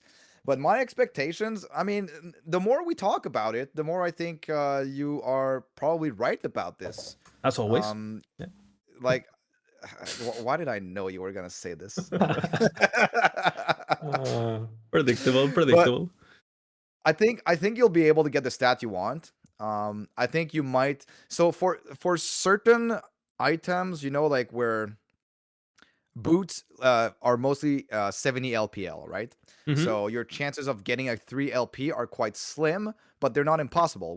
We all get some 3 LP, 70 LPL at some point. Like all of us, I'd say. All the blasters can get that if you play a lot and you target farm a lot, right? But maybe you settle for something lower a little bit. Maybe you settle for starting with a 1 LP with a corruption that you want, and then your aspirational is 2 LP with a corruption that you want, instead of having a 3 LP and then, getting... Because the 3 LP, you won't find many of those. So your corruption that you get, you can't really decide which one it's going to be, right? But you get a lot of 2 LPs, though. You get a whole bunch of 2 LPs. So for different slots and different items, it's going to be different whether or not you go for your corruption or you go for your extra stat and you try to get this. But I think it's going to be fairly reasonable, and runes of corruption are going to be pretty plentiful because, from what I understand, you're going to get 1 every single time that you do the mechanic. And also, you can buy some more with the mechanics resources. So I think you're going to be able to slam a lot of items with corruptions. And if there's a specific corruption that you want, you will be able to get it. It's just a matter of forcing your luck, basically. So that's mainly what I think. I think the amount of LP we're going to put eventually on items is going to be 1 lower with the corruption, or it's going to keep being the 3. And then the corruption is just there to show that, what you would want to get. Yeah. But if there's a certain amount of stats that you want on the boots, like the 3rd stat is much better than the corruption, maybe you go for that. But hey, corruption on boots, There's like experimental effect of haste, movement speed on potion use on your belt. You can corrupt your idols with effect of haste. Holy And frenzy. movement speed patch. You know? Yeah. We're zooming. Yeah. Yeah. I think you need to be smart with your early like corruption. And you can gain a lot of power out of that. So I think it's going to be interesting min-maxing for this. And it's for You sure can going get to be champion a... affixes too. Champion affixes. Yeah. And the interesting thing is like the best builds, like think about like Judgment Paladin. You can crush the whole game with just one LP items, like the endgame planner. Then you add corruptions on that. I mean, it's pretty. Yeah, like, the it's not best very builds get efficient better. gearing, The you know? best builds get better, you know? Like... Exactly. And we get what, like 10% more health on the whole game. Yeah, this is a very interesting topic, you know. Sorry, Vina. Just go. No, I was just gonna say, like, I wasn't that excited for this patch because I was disappointed that the expansion and whatnot, and we're not getting skill sigils and all that stuff. Yeah. But now the more that I look at this, the more I'm like, hey, it's kind of fun, man. I'm kind of like the closer we get to the patch, the more excited I am. Vina's hole is opening, you know. Holy Vina's hole! Oh my god. Dude, because it's true. I mean, okay, let's be real. Like, last Epoch has had this aura of like this shadow aura around it with the craft and acquisition and all that stuff and all the, the poor reputation that precedes crafting and like all that stuff that's going in court. But overall, I think a lot of that is going away, and the closer we get to the patch, and the more of it that we see. I guess the more excited I've seen the vast majority of the community be more excited than dooming, Yeah, I think the patch looks good, and I was watching the trailer. I was kind of like late watching it because mostly reading patch notes. But I was watching the trailer, and it's like, I don't know, feels like high quality somehow. It's like really nice. I wish they somehow marketed it more, like got like more views on it, like maybe do like a stream or something like PoE does. So, and I think they're hiring a lot because you're on the Reddit, you're in the thing, you're in the forums, and you start seeing EHG_new random name. Like, who the fuck is this guy? I feel like they're been hiring a lot of new people. So that's good. I've heard they've been growing the studio to like multiple hundreds of people. I don't know I've heard that too, but multiple hundreds. Yeah, multiple hundred. Whoa. EHG? Any? EHG 1,000 employees now. Holy! What? You don't even have 1,000 employees in your company? I think Mike has hinted that they have different teams working on different seasons at once on some of the depth streams. Like they have team working on season 4, they have a team working on season 5 and stuff. So I mean they can only do that with more people, right? So who knows? Maybe they can actually. Maybe we can do another podcast before a year. Who knows? Yeah. Hey, true. Imagine more than 2 podcasts per year. Holy crap! And I would assume by the way, we got outsourcing. the Rax rate, by the way. Welcome. Shit! Rax rate. Everyone. Who is he? Who's that guy? The blue hoodie guy. I see. I don't know. Hey, how are you doing, bro? Thank you very much. I guess he's gonna. I mean, if I had to guess, Rax is playing Rogue, right? Some of the new stuff for sure. Yeah, for sure. I wonder. I just did a dust run. I'm giga dog shit. Dear Rust. Yeah. To be fair, nobody has been playing this game for the last 6 months, so everyone is shit now. So at least everyone's rusty. Thank you very much for rating us. We're in the middle of the podcast. We're gonna go for a bit longer. We've just been talking about the meta and so on, and yeah. Obviously, TLDR meta still pretty stale, but in terms of the builds. But obviously, there's still place to be excited, and gearing might get crazy with the new stuff, no? And I also think there's gonna be potentially like every patch, like so many people say there is no discovery in last Epoch. Everything is solved before, blah blah blah. All this bullshit. That's complete bullshit because every single patch, like go like 2 or 3 weeks after the patch, there's always a couple of builds that just pop in S tier. Oh, boom. This is new build. Yeah. never before seen, and then now it's S tier, right?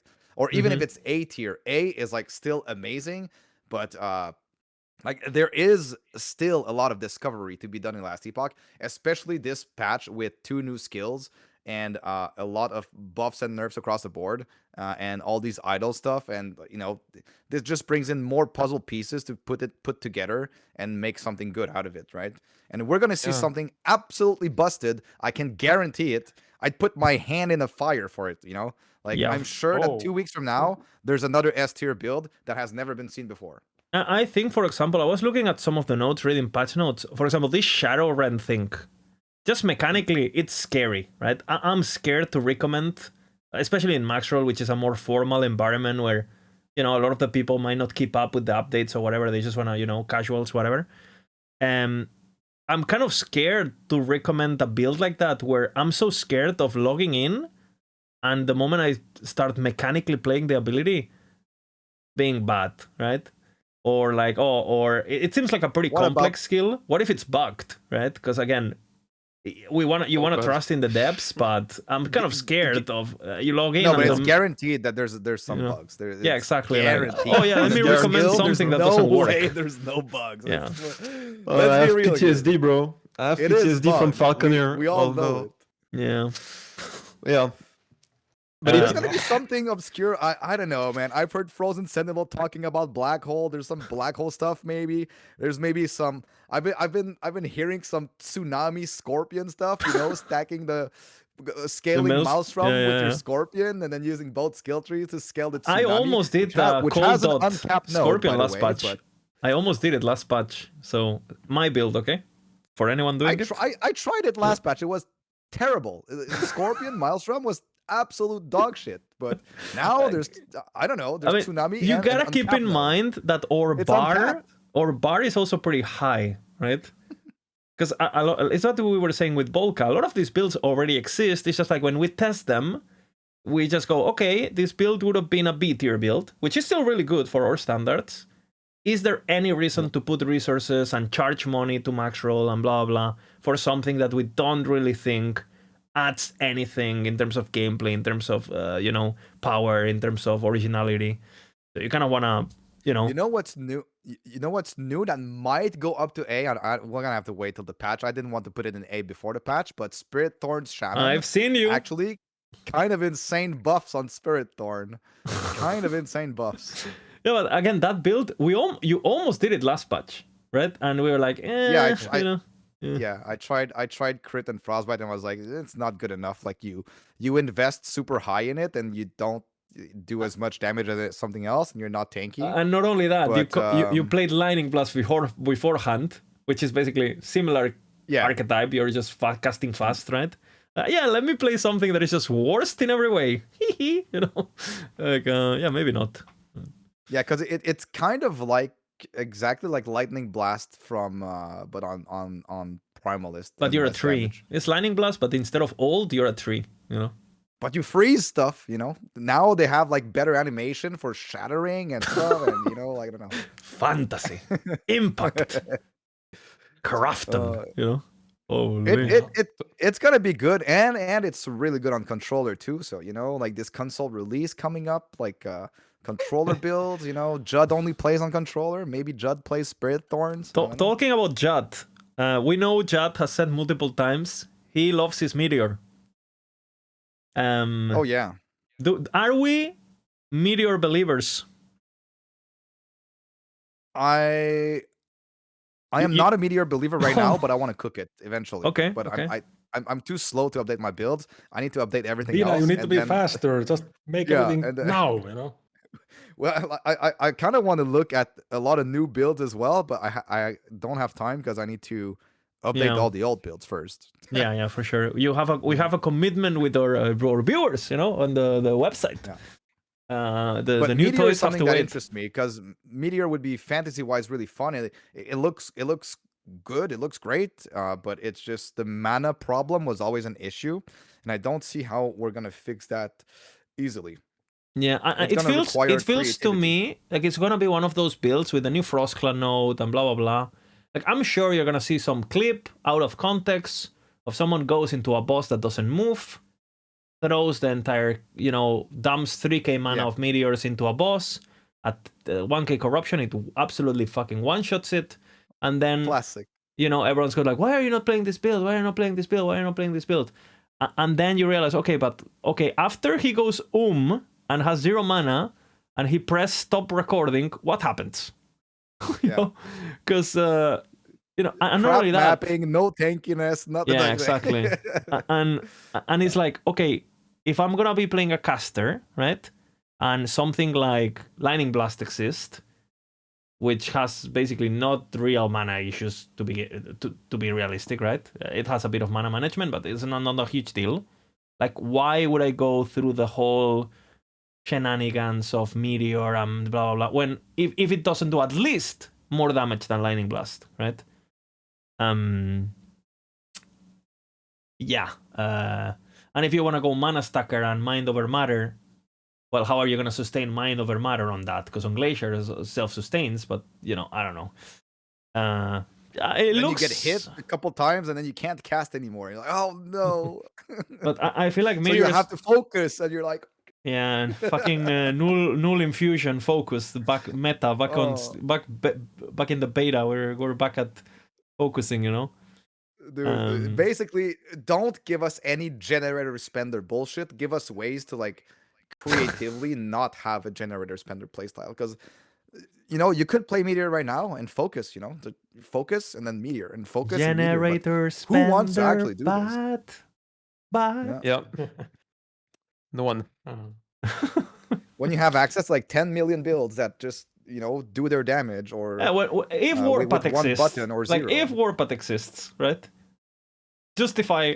I mean, not even just Warpath. Like so many builds just have like it's one button and it fixes everything. Yeah. They've been working slowly at the mana stuff, right? They've been Orb got some mana, this, that. They've been giving us some tools like the Frenzy Crown and the Blue Ring but yeah, when mana is a problem to solve, when other builds don't have that problem, why would you, why start engaging with something that has a problem that other builds don't even have to consider, It's like an extra problem there, friction. Yep. What are you guys starting? What about Shadow Strike? I got the conversion. I'm looking into it. Shadow Strike. I mean, I it's think gonna be interesting, this one. I think the cold version with Bloody Nip, it's still gonna work, right? Still gonna work. But I wonder if you're better off building a Lightning version that maybe does a bit less damage overall, but because it doesn't have to compensate Morning Frost and Bloody Nip bullshit and stuff, you can maybe go low life and make it tankier and.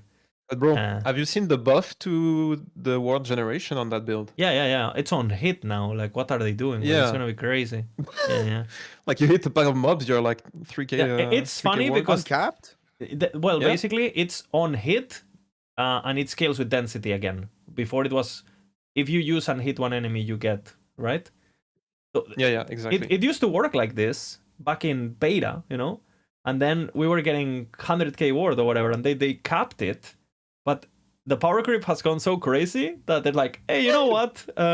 Might as well cap it again because it's not even OP at this point, Yeah. So yeah, that's gonna be obviously on bosses doesn't really do as much, right? Because you're only hitting one enemy.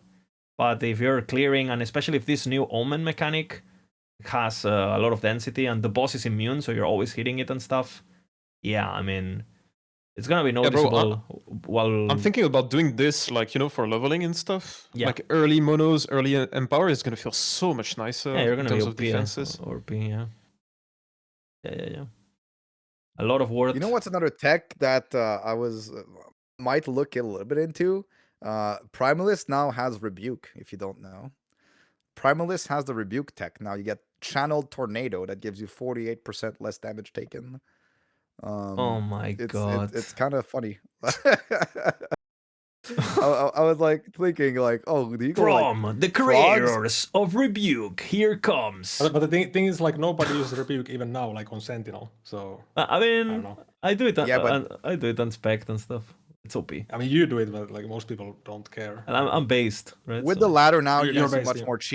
more cheese with the I ladders. mean, for true, sure. true. That is true. That So is can true. you imagine from the creators of Tornado Weaver, don't see a single enemy in arena comes Tornado Primalist. Just throw your channel Tornado and your Storm Totem and channel Tornado, and you don't see anything with the cast pit. You're just immortal, like with the fucking mountain boots endurance. Oh my god, yeah. Just kill me, Yeah. like just kill me. I don't want to be part of it, you know. Ay. A reflect build, bro. You start channeling. You know, you go next to Avaroth and you start channeling that shit and Why do they do this, man? Fuck. Well. So The Liz, clan. what do you think about the someone's mentioning in chat all of the conversions, you know, brutality, apathy, and all that stuff, like guile. Obviously Have you been using it on any build? I think from the hardcore standpoint, I don't think they're gonna be as used, just because a lot of them give you damage that you don't really need while playing hardcore because you don't go as high in corruption for survivability reasons. So they seem way less appealing. But we're definitely gonna see some Billy, you know, builds. You know, you start the video and there's no audio and you can hear a mechanical keyboard and it sounds like it's recorded on a gulag and everything is in Korean and shit. And then Uber Avaroth gets exploded because brutality, fucking erasing strike, 300 strength, whatever, you know. I mean, I think they're interesting. I do think there is potential to make really cool things. For example, I was thinking when I read the tornado werebear, I thought, is this completely dead? Or could this be fixed? And I thought, I think, for example, you could fix it. Because if you build Attunement, since you only need 600 mana now for the Stormbolt multiplier, right? What if you build mana with Spirit Shield, right? Which is Attunement, but then you convert Attunement to mana regen, and you're building 200 Attunement. So 200 Attunement, how much regen you get? For like 400% or some shit, right? So I'm thinking you can, with really good gear, you can probably just play Tornado Weaver just as fine. And the problem is like, how do we make the guide? Like, okay, to play this build, you need the corrupted. Exactly, but that is not something. 200 attunement and that's my Discord DMs need to be protected, so that's not gonna happen. But I could definitely see versions. I think Bolka's gonna do that in some of his builds, especially with brutality. Yeah, like variants. Yeah. And I feel like most of them are gonna be like DPS variants. Like you said, they're like damage softcore. Focused. Like you lose defense for damage. And I mean, after the brutality nerf, I mean, it wasn't even released yet, but you know, it had higher values before. It's good that they nerfed it, I think. So I mean, after the nerf, I feel like it's not even like worth it quite often, like for normal gameplay, like getting like 20% more damage and then you lose all your armor. It's like, I mean, you one-shot everything anyways, but yeah, for Uber bossing, like you said, like Billy style, yeah, sure. Like, you know, the classic build that is using I've been using it on ZHP Ballista as well, you know. Well, I mean, there you go, Billy build, you know, like. yeah, exactly. Yeah. I mean, it's good on like Madness. Madness is good on Warlock, for example. Like you go full DK threshold, you don't care about like ward retention. Ward retention, yeah. I do think also that these conversions, to me at least, people need to look at them on a very non-intuitive way. So, for example, the dexterity change, right? Instead of looking at dexterity builds, think about builds that just get dexterity because they're using red rings or they're using items with all attributes or whatever, and with very little amounts of dexterity, they get a lot of value from this, right? So I think, for example, I think brutality is gonna be, for example, pretty good on Spellblade, right? Because you get a bunch of strength because you go red rings and you go this and that, and the mana cost of the abilities can be pretty high on something like Shatter Strike. Hey, why not? Get a bit of damage, you know, who cares, right? Boom. And you don't really lose much from converting that strength into something else. But again, am I really gonna go all the way and use that corruption and blah blah blah? You know, if you get it, you get it, and you experiment. I think you can do some crazy things with the cooldown stuff, right? But I don't know. To me, they sound madness on non-word retention build seems like the most straightforward, useful OP softcore. I mean, hey, just get 200 crit multi. Fuck it, you know, like that seems pretty stupid. Yeah, that one is like you can actually get it without any downside, pretty much. Yeah. So it's just like free power, kind of, if you get it. If you play a build that just doesn't care about the word retention whatsoever, and you just and you're stacking in, like again, a warlock with threshold or whatever. Yeah, we're definitely gonna see some. But you would think, oh, madness, int, you go Sork. It's like, well, I mean, if you can do that for the clip of you one-shotting Uber Aberoth, you know, in 10 seconds. But if you're actually playing high corruption, do you really want to give up on your defenses for damage you don't need? Softcore, you know, softcore stuff. Yeah. We're gonna see it a lot, but it's not that appealing to me. I like making balanced builds, you know, the right amount of damage and the most amount of defense, and boom. What do you guys think about the attribute stuff? Bina? I mean, I think it's nice. It opens up doors. Absolutely. It makes you think. It opens up doors and it makes you think about certain things that you could do, that were not available before. And I think it's nice to have more options like this. But I don't see like a straight away like, okay, this is like absolutely, it's going to be used everywhere and it's going to be you know, like super meta for everything. I think it's mostly niche for a couple of builds here and there. Yeah. But each one of them I can see having an impact on some builds for sure. I think just time will tell. You know, we're working on so many things at the same time that I can't really like fully deep dive into one specific thing.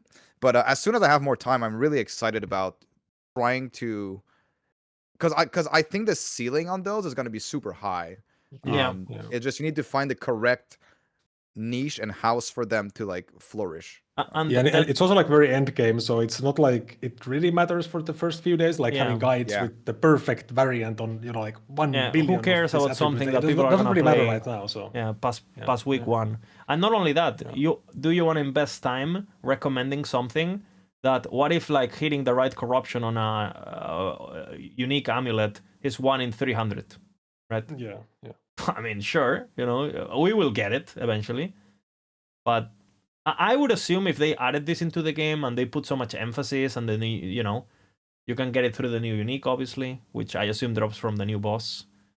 I would assume they are easier to obtain than it looks like. But again, amulets are fighting for +1 skills, you know, like holy fuck, that's pretty powerful. That's also the thing, like do you get like even normal affixes, let's say you get like 15 pen or something corrupted T7, I mean you could technically get it, right? So it's always like a cost of opportunity there. So I feel, do you guys feel like this patch at least makes it so, okay, you could be following a build, you could be making your own build or whatever, but it feels like in terms of progression, having the knowledge to judge what you're looking at, this patch is gonna be stronger. I always felt like I would go on YouTube, I would watch like some YouTuber that I've never seen in my life, doesn't have any YouTube videos, and then suddenly it makes a Sork build, and you know, I look at the items and it's like, okay, everything is MG double tier 7 int everywhere. It's like you don't really need to be a rocket scientist or know a lot about the game to just stack one stat and make something stupid, right? But now, like, will that player that is able to do that, will he be able to judge now that the imprints are getting before it was very straightforward what the power was, and I think now being able to judge what's important, it's definitely going to reward knowledgeable people, and it's going to make the process of gearing a bit more engaging, like looking at an item with a tier 7 and a tier 5, looking at an item with a tier 7 and a tier 1 corruption, and going like, which one do I equip, right? which I think it's more engaging personally. I think chasing Yeah. the same stat on every slot on guaranteed slams is not particularly engaging to me. Like tier 7 int on every slot, I find it quite boring personally. Dude, thinking about that, like, because now we have so many affixes on one item, like it's starting to become crazy. Like, imagine what it's gonna be in like 2 or 3 patches. The tooltip is already like so long, or like it's massive. It doesn't even fit on the screen. So like, Bro, imagine pressing Alt on your item now. Yeah. You cannot even see the description of the item. Primordial, corrupted, sealed, triple. It's getting like D3, like ancient, primordial, giga. Yeah. Like, holy. Then you get the ring that you can corrupt multiple times, and it's like this big. Metal on my chat says he's playing the game in vertical mode already for the tooltip. TikTok streams, for the TikTok stream. Yeah, they're actually good for the you get TikTok brain rot. You just hey, play hell the yeah, brother! game in Subway Surfers in one part of the screen. Holy. But yeah, makes me wonder if they're gonna do, like, in terms of design philosophy for the items and like the new stuff that is gonna come out. Are they gonna continue adding stuff on the items, or is there gonna be like in PE what they do where you have to choose between like certain like what are they called, like influences? Yeah. So eventually they might make you choose, right? Do you want the item to be corrupted there's or to be no way influenced? they keep adding stuff. Yeah, it's gonna be crazy. Oh, paradox items, you click and the item has another UI, like paradox affixes. Holy. And they have like little locks, and if you press it takes you to the Steam store. Holy fuck. And you can unlock affixes, hey, do you want to get 10 affix items? Ding ding ding, like Paradox affix 299. Paradox affix. I can already see it like 2 years from now, like making the guides. There's like skill tree for everything, and everything is like 10 times more work. And yeah. Jokes aside, I mean, do we think this patch is looking a bit more juicy? I did like the beast, but it's looking a bit more juicy, a bit deeper, maybe. Thoughts? Yeah. I think like actually playing the game seems way more interesting. Like last time we had the primordial stuff, which was really cool for like theory crafting, but I think now like you're actually gonna play the game and have fun more than last patch, I feel. Yeah, and because primordials were easy to obtain, I mean, you get it and then what? You farm for the 12p one. Yeah, true. The content was over pretty fast. Yeah. I personally think that the gameplay doesn't really change that much, but the item, like, because previous patch we only had like the new primordial items, right? So basically, you get new items, and then that's pretty much it. But this patch to me seems more interesting because of all the implications of what the corruption does, and all of the new things that you can put corruption on every single item, all of the idols, all of the we got new item types with altars. And like all of the build making and the aspect of your character progression and how you build your character has changed way more than just adding, you get a primordial here or a primordial affix on a tier 8 thing, and you get new beasts. Now we get all of that, but the gameplay doesn't really change that much. It's nice that they added a boss though, so that is something that I wish we would have had last patch too, is if the beast mechanic had a giga uber beast at the end that you had. That was such a missed opportunity. I agree. I hope they do that eventually, because especially with the trailer, right? Has that, right? The trailer had like this void beast or something, and I was expecting some sort of like beast from the anus, like a boy, never really. Yeah. So basically, better item chase, more interesting, right? Like this, with more like the what they are adding in terms of itemization has way more impact than just primordials. Yeah, it's just, I'm just a bit worried that when it comes to the casual gamer, will they play long enough to get to the point where this opens up, right?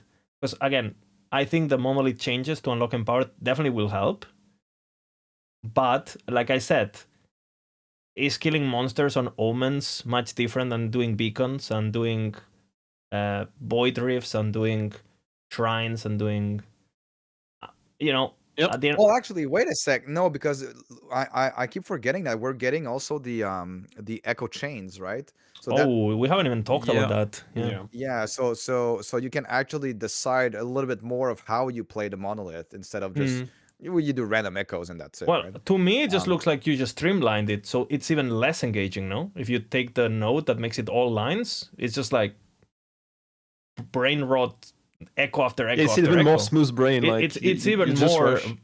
brain rot, no? It's even more vertical aspect ratio. Well, you can decide what you want your echoes to be, and that has you are making the choice of farming this type of echo instead of that other type of echo, and you might be switching between one and the other and the other and the other. So I think Yeah. it brings more player decision making into your farming. So which is better than just you do this random echo and then you get to the end and you open the portal and go to the next random echo, get to the end, open the portal. I think that change has a lot to do with console. They definitely are thinking about, hey, if you are in a controller, do you want to be interacting with this fucking thing? Like the fact that they allow you to just go from purple portal to purple portal, not interacting with the thing, and just like, blast a few maps from your couch and thing. Because obviously, imagine interacting with the current Monolith tree and stuff with a controller like 10 hours. Like, get me out, no? Like, I don't know. Getting ready for that big release, I guess, on the expansion. Yeah. What are you guys gonna start? If you're gonna share, Bina, you wanna start? I don't know yet. It What seems are like you? every patch, I want to play Ballista because it's my favorite build, but I don't want to play softcore.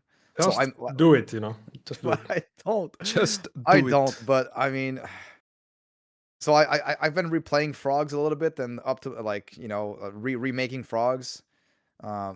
Maybe I want to go Frogs like totems into Frogs, but I seem to always go back to totems every single patch too.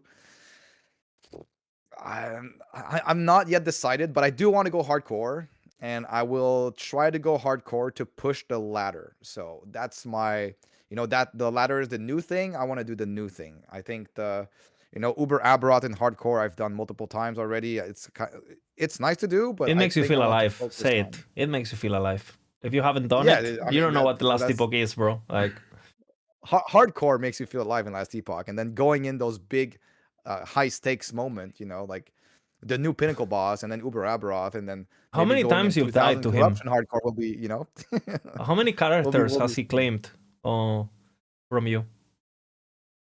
For Uber Aberoth, Yes, in hardcore. How many has he killed? I don't know. Maybe one. I think No, Vina. There's a lot of clips I've seen.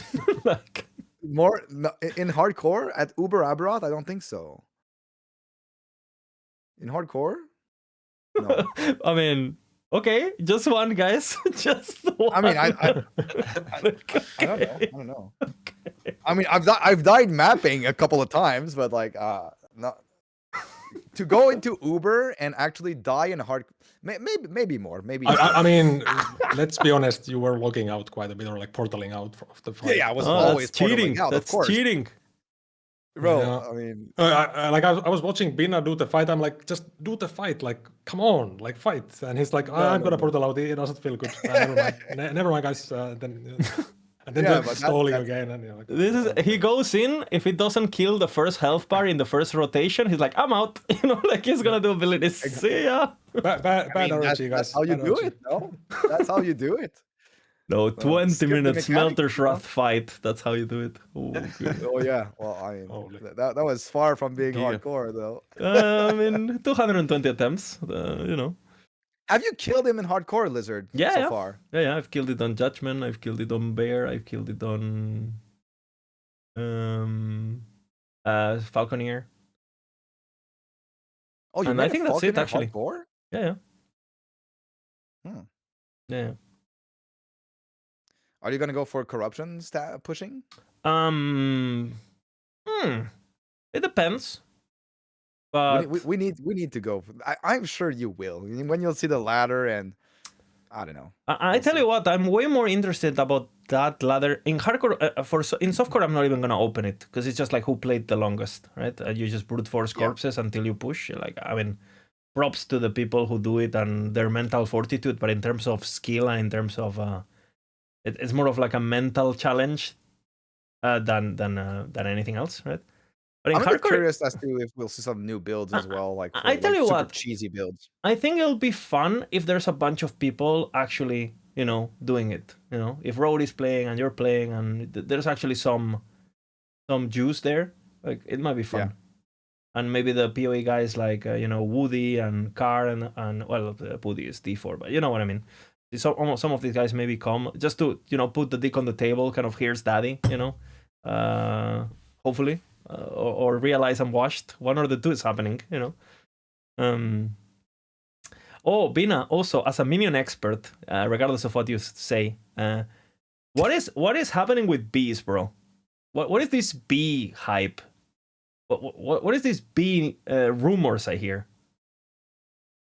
Dude, I haven't looked at bees, but I don't know. Like we've heard the devs say that they were dealing like 30 million DPS, and the devs actually killed Uber Aberoth with bees.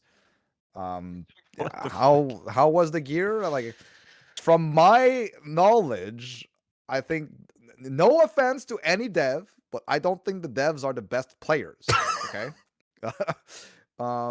What? So if they manage to beat Uber Aberoth with bees, it must be OP, right? Okay, so here's the deal. OP. Either the devs are lying or cheating, right? Or it's so fucking broken, it's the build of the patch. That's what you're trying to say, yes? I think if it's more than 30 million DPS and the devs beat Uber with it, and they said with only bees they've killed it, and they were super excited to tell more, but they had to like not talk. So Has anyone looked at this bee queen like scaling? Do we have it wasn't Carve, it was Kane, I think. I think it was Kane. Was it Kane? Holy. Where's the Yeah. B Maybe we set? need to contact him to join the team, no? Like, so I don't have to do But- minion fucking builds, Like I holy don't know. fuck. This is another thing I'm kind of excited to look into, because there's a whole bunch of sources of bees, but like they don't have a lot of multipliers. But like then you can use the bees themselves can like multiply like crazy. Then you got the queen bee. Then you got this and that. Do we know what the I queen kinda- bee does? Do we know what the queen bee does?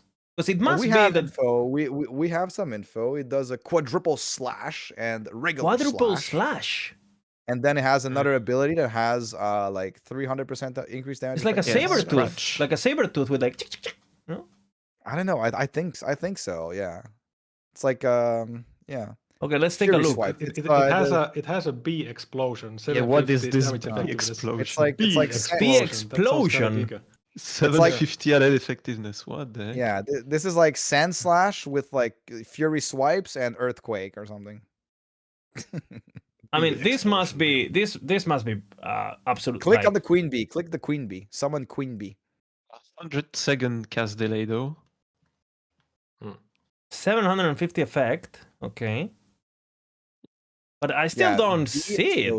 explosion. Like, how's the multis? Like, I knows? don't know. Who knows? 300 effect? Does it have cooldown or something? Cooldown 6 seconds? I mean, And even the scratch, like turn dead. we will see, I guess, no? Like, I mean, hey, if it's Maybe good. the bees are the new frogs of the patch, So we'll see. But then frogs will do. Frogs will be OP. Yeah, Frogs I mean, will be really OP.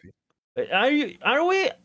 Do you think for a dep to beat Uber Aberoth, bees have to be better than frogs?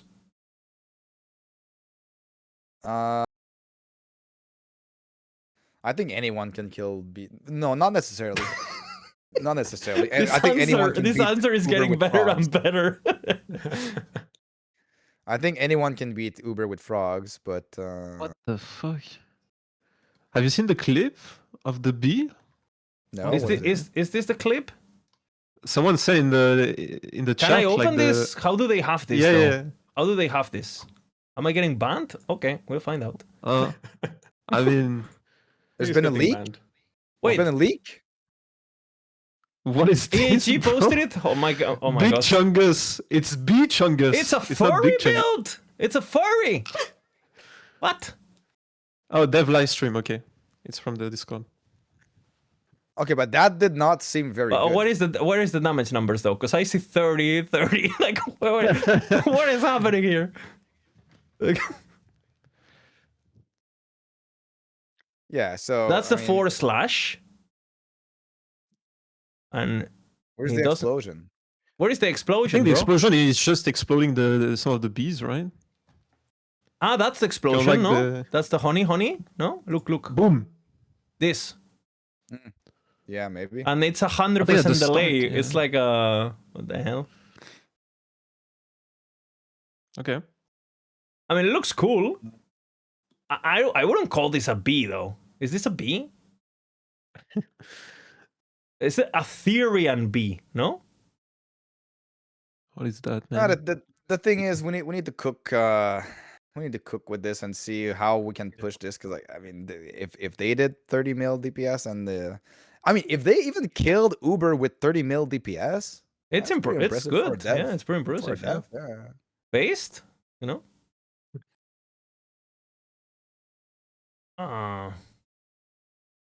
Yeah. I mean, Yeah. I'm definitely looking forward to this. And if this build has to be made, I know it's gonna have to be me because you guys are assholes, and you're gonna be like, nope, no minions.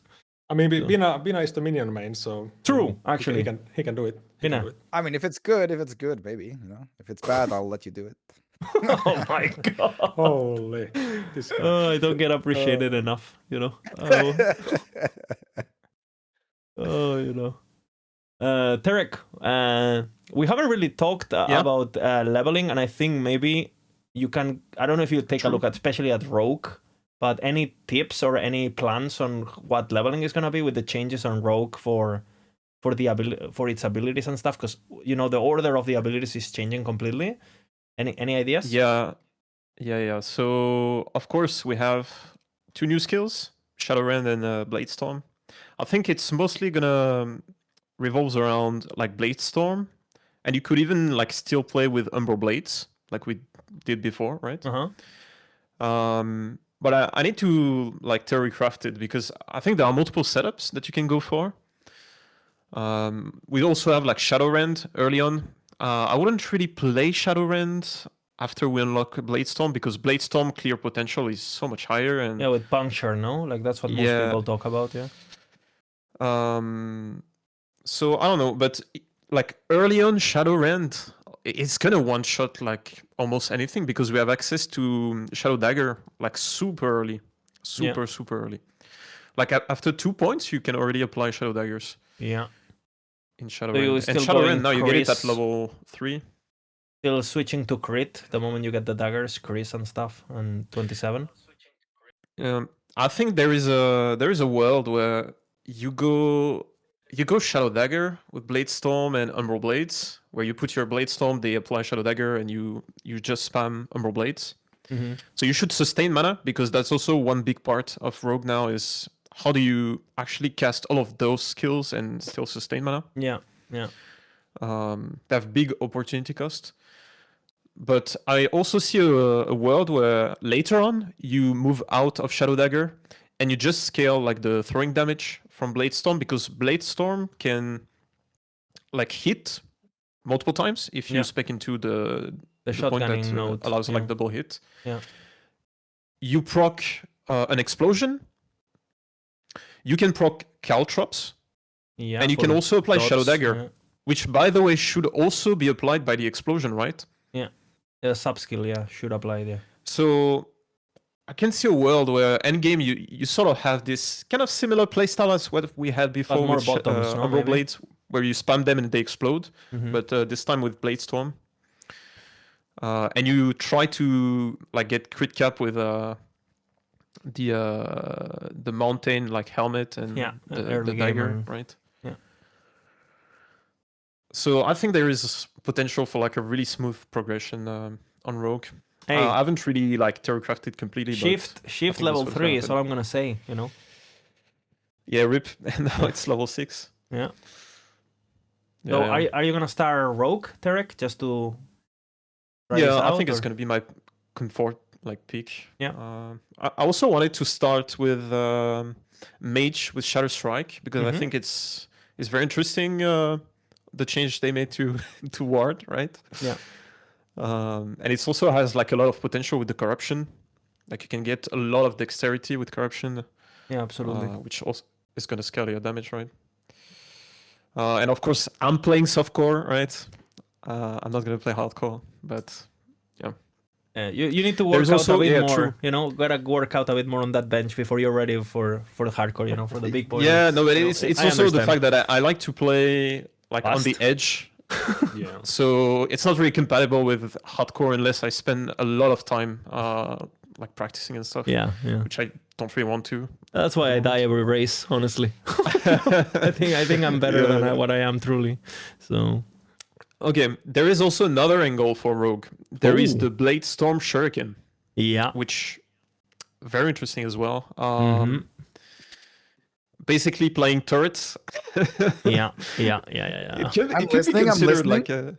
It could be considered like a totem playstyle at this point, right? Yeah, I mean, Okay, it now definitely we're talking. it is like a trapper, basically. No, Yeah. pretty much. Like that has to It's- do damage. Has to do damage because Yeah. I Shuriken. think it's gonna scale really nicely Yeah, in yeah. in endgame.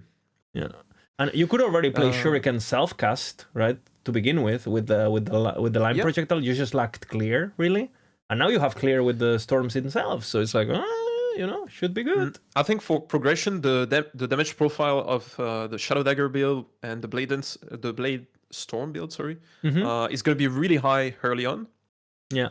And then it's gonna scale nicely into the end game. But the Shuriken one has a lot more potential towards the end game, right?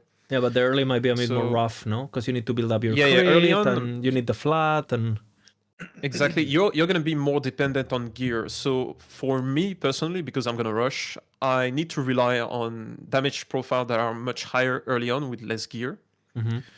So I'm gonna go with Blade Storm, but it might be the case that if you get like nice drops and stuff, you might be doing like a lot more damage with shurikens as soon as you get into empowered and stuff. Yeah. And what about Shadow Rent for the end game? Is it something that interests you? Seems pretty... Yeah, I think so. I haven't really like terracrafted any builds with it, but just looking at the notes and It you know has the new damage. relic, the new set relic that gives a chance to resummon the shadows. I don't know. I feel like there's some sort of bullshit with the Shadow Rend. Like there's gotta be like some like mechanically like absurd things that there is no way kind of we like see what we had with Falconeer, right? Yeah, there is no way we don't see a Juice build or Billy build or some shit. Yeah, where there's you're gonna be stacking some flow with absurd- 100 more damage and you have 8 shadows and boom, and it Dude, takes what 3 about- minutes to set up, What about like Giga attack speed with some sort of way to sustain mana, and you just generate shadows like so many shadows? I don't know. think that's what Dread And then is you play trying to do, Falconer, no? and you like I don't know. I think Dread is trying to do that. I wish him luck. If he has the balls to start Shadow Rend, that would. I mean, I don't think there's a more Dread thing to do than start Shadow Rend. So, he's loyal to his principles. I think also it has potential for nuking bosses early on, where you might play maybe Blade Storm and Shadow Rend. But Maybe like I a don't know, mix early, of Rent it's a and bit Cascade, no? like- Rent and Cascade early? Because Cascade is pretty good Yeah. leveling to begin with, I feel. You can also proc the hit from the Blade Storm Yeah. with Shadow Cascade. That's also another thing that you can consider. Mm-hmm. But yeah, Okay. don't So if really- anyone wants to see some Rogue gameplay, Derek... Yeah, I think people are waiting for the rogue leveling Chiga build from Terek. Frenchy, get to work, Yeah. Are you starting Warlock, Volka? I mean, yeah, I think Makes so. sense. That's Yeah. that's like the Hardcore? build I'm most excited about is the Riplet Warlock and also Profane Veil and Dude, also it- Flame Whip. Basically, Warlock overall I'm excited to play. Problem is, I have like 30 builds to update. I mean, I got through many of them, but I need to update many still. So Hardcore, Yeah. hardcore. I mean, things like with the time I have, and yeah, I don't know. Dude, Say it. you can You're play, a pussy. dude. You know? You Say can't it. not play hardcore this patch. Like, Yeah, like Say I it. want to play the ladder, but it's like I don't know. Also, like I don't have any practice like leveling hardcore on a warlock or something. It's like Hey, you know. I mean, it's Yeah. just bro, none of Fisher us have and like- played in the like- past 6 months, so Yeah, but like can I just spawn in with the full like at least a swine amulet, you know, like it's spawn me in with the gear, you know, like boom. Spawn in with the gear. You mean Yeah. offline? I mean, online rather, because offline is what just spawn me with the Okay. gear. Tonk. Yeah. I'm excited about the corruption ladder. I think this is gonna make me want to play more. In Yeah, it sounds hardcore, fun, for though. sure. And softcore ladder is like, what's the point? So yeah. Hopefully, it doesn't end up being the same as what arena ladder has become in my mind, which is kind of whatever. I don't want to push like an arena for 5 hours just to like start out the next one at half my waves. When the max waves are like I don't know like 3, 4, 5,000. I don't know how much they're doing these days, but it's pretty long to do. Yeah. But hopefully, the hardcore corruption ladder shows, is a good representation of the well-made builds and powerful builds, and just maybe also like good player skill and Yeah, I'm kind hopefully. of curious to see now that there's corruption ladders, which people have, like the casuals even have been asking for this, like, hey, we want corruption ladder, right? My prediction is that this actually makes build following statistics, which EAG shared with us last patch, sharing what people are playing, and I was pretty surprised how overwhelmingly people are following the meta, right? Statistically. I think this will. People don't want to fall behind. You know, a lot of people. You're like a 40-year-old guy. You have a kid. You can play 5 hours a day. Hey, you want to play a build that can do X, right? Because you only are going to play one build. You don't have time. You want to play something strong. So yeah, we'll see. Maybe I'll try to be the #1 hardcore rogue. You know, who knows? Yeah, That's but my the second thing is, character. like Chat is saying, like hardcore ladder is gonna be a sentinel ladder kinda. I mean, like that's the thing. Like, why would I choose warlock? I mean, I want to play it. It's fun, but You can be I could just go #1 warlock, bro. judgment Number and, one like, is AFK, class based, you know? no? It's class based. Yeah. I mean, but overall, at least. Ah, I see. You know, I mean, I'm guessing there's like an overall ladder and then class. You know, Yeah. also. you know. So you're going for the Number one is Replot number one, Marrow that's Shard true. proc thingy, spammy craziness, yeah? Yeah, I mean that's what I would like to play. Yeah. Pretty bogus. I love Marrow Shard, so I really hope Are you taking the circle node or at the end? Yes. I think the thing is like I don't really know how it's gonna look, but I think Yeah. it's just gonna be the splinters in a Nova, basically. Like Yeah. it's just gonna be the same. I really wish thing, there's but not a anyway. weird UI where there's like a lot of blind spots that are annoying as fuck. You know, I hope it feels crisp as fuck. Like, No. Well, I already said what I'm gonna play. I'm gonna be playing Judgment Aura because it's what I've been practicing before Preach. I'm washed, and I'm an old man, and I know I'm fast with it. So, and I'm excited for the weapon and Giga. You know, Judgment Aura. Any closing thoughts, Bina, about the patch? Anything you want to recommend? What are you gonna be doing on your stream? What are you excited to create? If you wanna shout yourself out or give some closing thoughts, maybe. Well, so up until the patch, I'm probably just gonna be cooking all of the updating all the builds, and if I have time, start cooking some new stuff as well with the new tools that we have and the new skills and whatnot. So just if you want to theory craft with me and be in build planners, because basically it's not POB warriors, but we're like planner warriors. We're just spending all of our time in planners. That's what I'm doing up until the patch, and then once the patch goes live, I'm going to be doing some hardcore stuff. So hopefully going for rank 1 hardcore corruption ladder, and who knows, maybe level 100, maybe first to kill Uber Abroth in hardcore as well. But that's pretty much what I'm going to be doing, and I'll be playing most likely a Primalist like I always do, but we'll see about that. Nice. What about you, Tarek?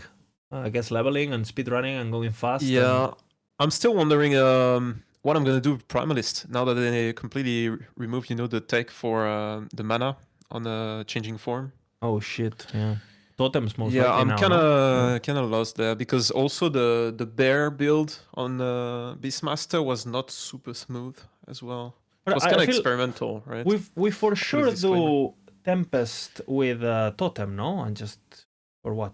Yeah, that's what I'm thinking as well. Like going back to totems. Or Spriggan, no? Spriggan, you can't go wrong with Spriggan totem pop Yeah. or totem. We also got a new unique for leveling, which is really nice for totems early on. Ooh. Where whenever you press like Warcry or Fury Leap, you summon up to your maximum phone totem, I guess. Yep. So that's a bit of a And they buff got for the significantly build. buffed as well. Yeah. Yeah, and they buffed the phone totem as well. So yeah, I think I'm going back to totems and obviously rogue. Rogue, it's gonna be really fun theory crafting. A lot of different variation of the build and also thinking about the damage profile of those builds. That's one thing I'm always considering, and I don't think a lot of people are considering, like during leveling and progressing in the end game up until you unlock the empowered. That's the only thing I We consider mostly, when I pick my things. It's like, can this yeah, like that's what Bolka was joking about it, but I literally check my level 100 character and I have the ring I was wearing at level 1, literally. Like yeah. It's like I don't want to have like a bad progression where even if I go fast, yeah, I'm a bit under leveled, under geared. I still want to have like a smooth progression. this is I don't want to what I be. wished more content creators timed their runs, because I really like consuming leveling content, Yeah. but especially when there's cuts, which most people do for YouTube. Like I want to know, like, okay, he's here. How long it took to get here? How much time has he invested in this character to have this level of power? Because if I see a character and he looks powerful, but is over leveled by 5 levels, and he's been playing for 6 hours what I do in 3, then I'm like, well, I wish more people kind of like had a timer just to give context to the viewer. Because There's slash played now as well.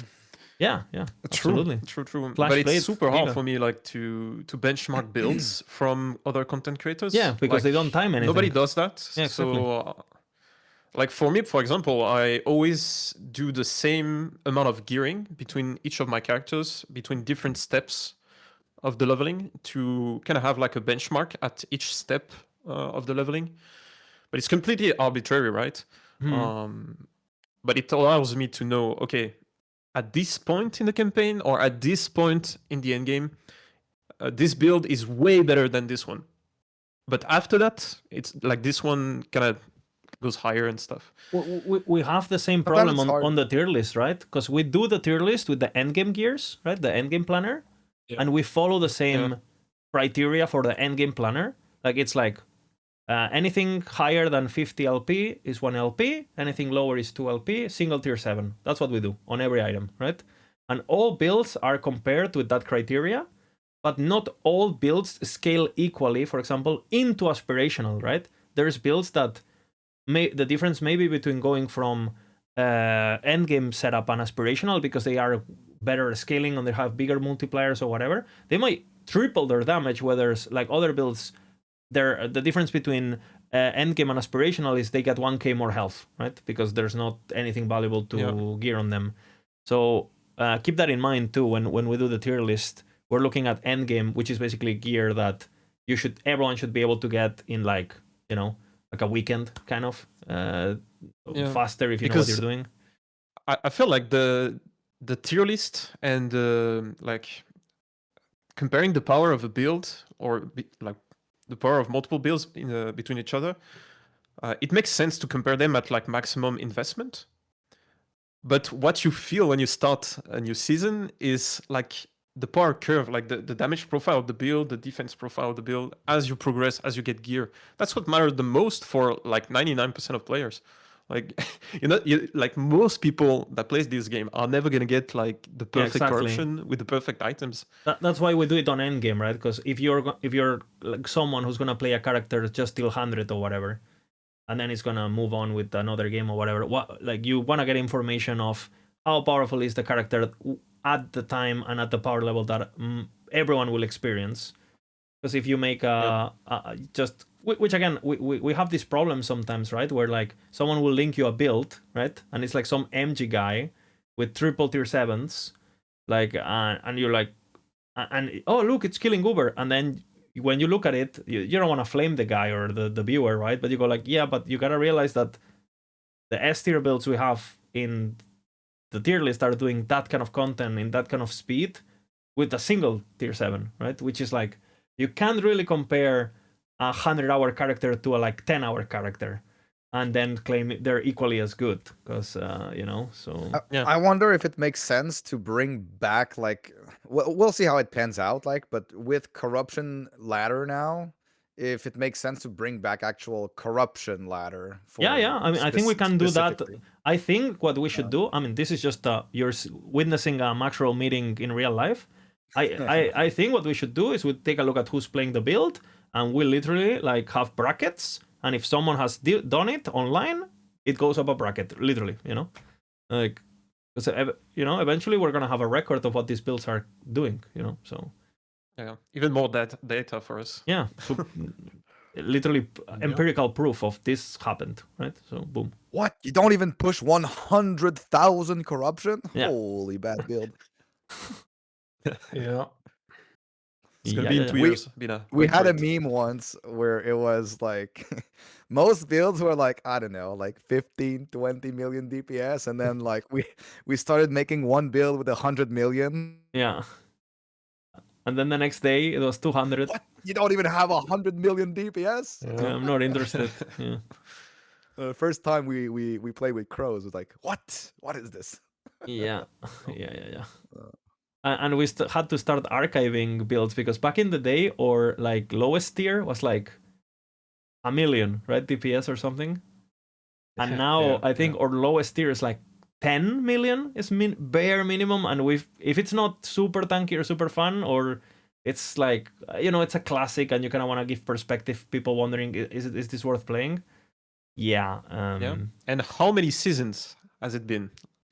That's the good question. And that's also very funny too, because sometimes you would see people on YouTube or whatever hyping up a new build, and I said, yeah, I've done the math, they should be 10 million DPS, and it's like, well, 10 million doesn't even make it into the list. It doesn't even the gap between the super builds and everything else, it's like 10 million with double tier 7 and all this, and like perfect gear, and yeah, versus again, Bear last patch was a big example of this, right? I mean, you go with a single tier 7 and Uber explodes, right? I remember that when I made the Bear, like Metal, who's like one of my viewers, he was busy with work, so when he came back to the patch, he just wanted to play the content in offline or whatever. So I sent him one of my characters, right? And we were on Discord talking, and he went into Uber Aberrod blind because he hadn't had time to look at the patch with the endgame planner of Bear, and he first timed it. I was like, what is this? What does the boss do? And it just, there's builds that allow you to do that, literally. So the balance is getting there, but yeah. EHG, if you want some help, we're still here. So, any closing thoughts, Bolka? My closing thought is that I should get to work and work on the builds, so we should probably based. We should probably stop. Okay, so again, you guys can find Terek on Twitch and Bulk on Twitch and Bina QC on Twitch. So hope you guys give them some support, some Twitch primers and all that shit, right? Big Twitch drops on patch. Yeah. Yep. Exactly. Make sure you watch meta defining streamers. Okay. And yeah, thank you guys for being here once again. I missed you guys, and hope we can do this. Maybe we try to do another one a week from the patch, kind of like a bit of a what analysis. Yeah, just like every patch, like maybe once a week for a couple weeks. Once, Absolutely amazing. Yep, it was good. Yep. Yeah, thank you guys for being here, and see you on the next one. Yeah. GG.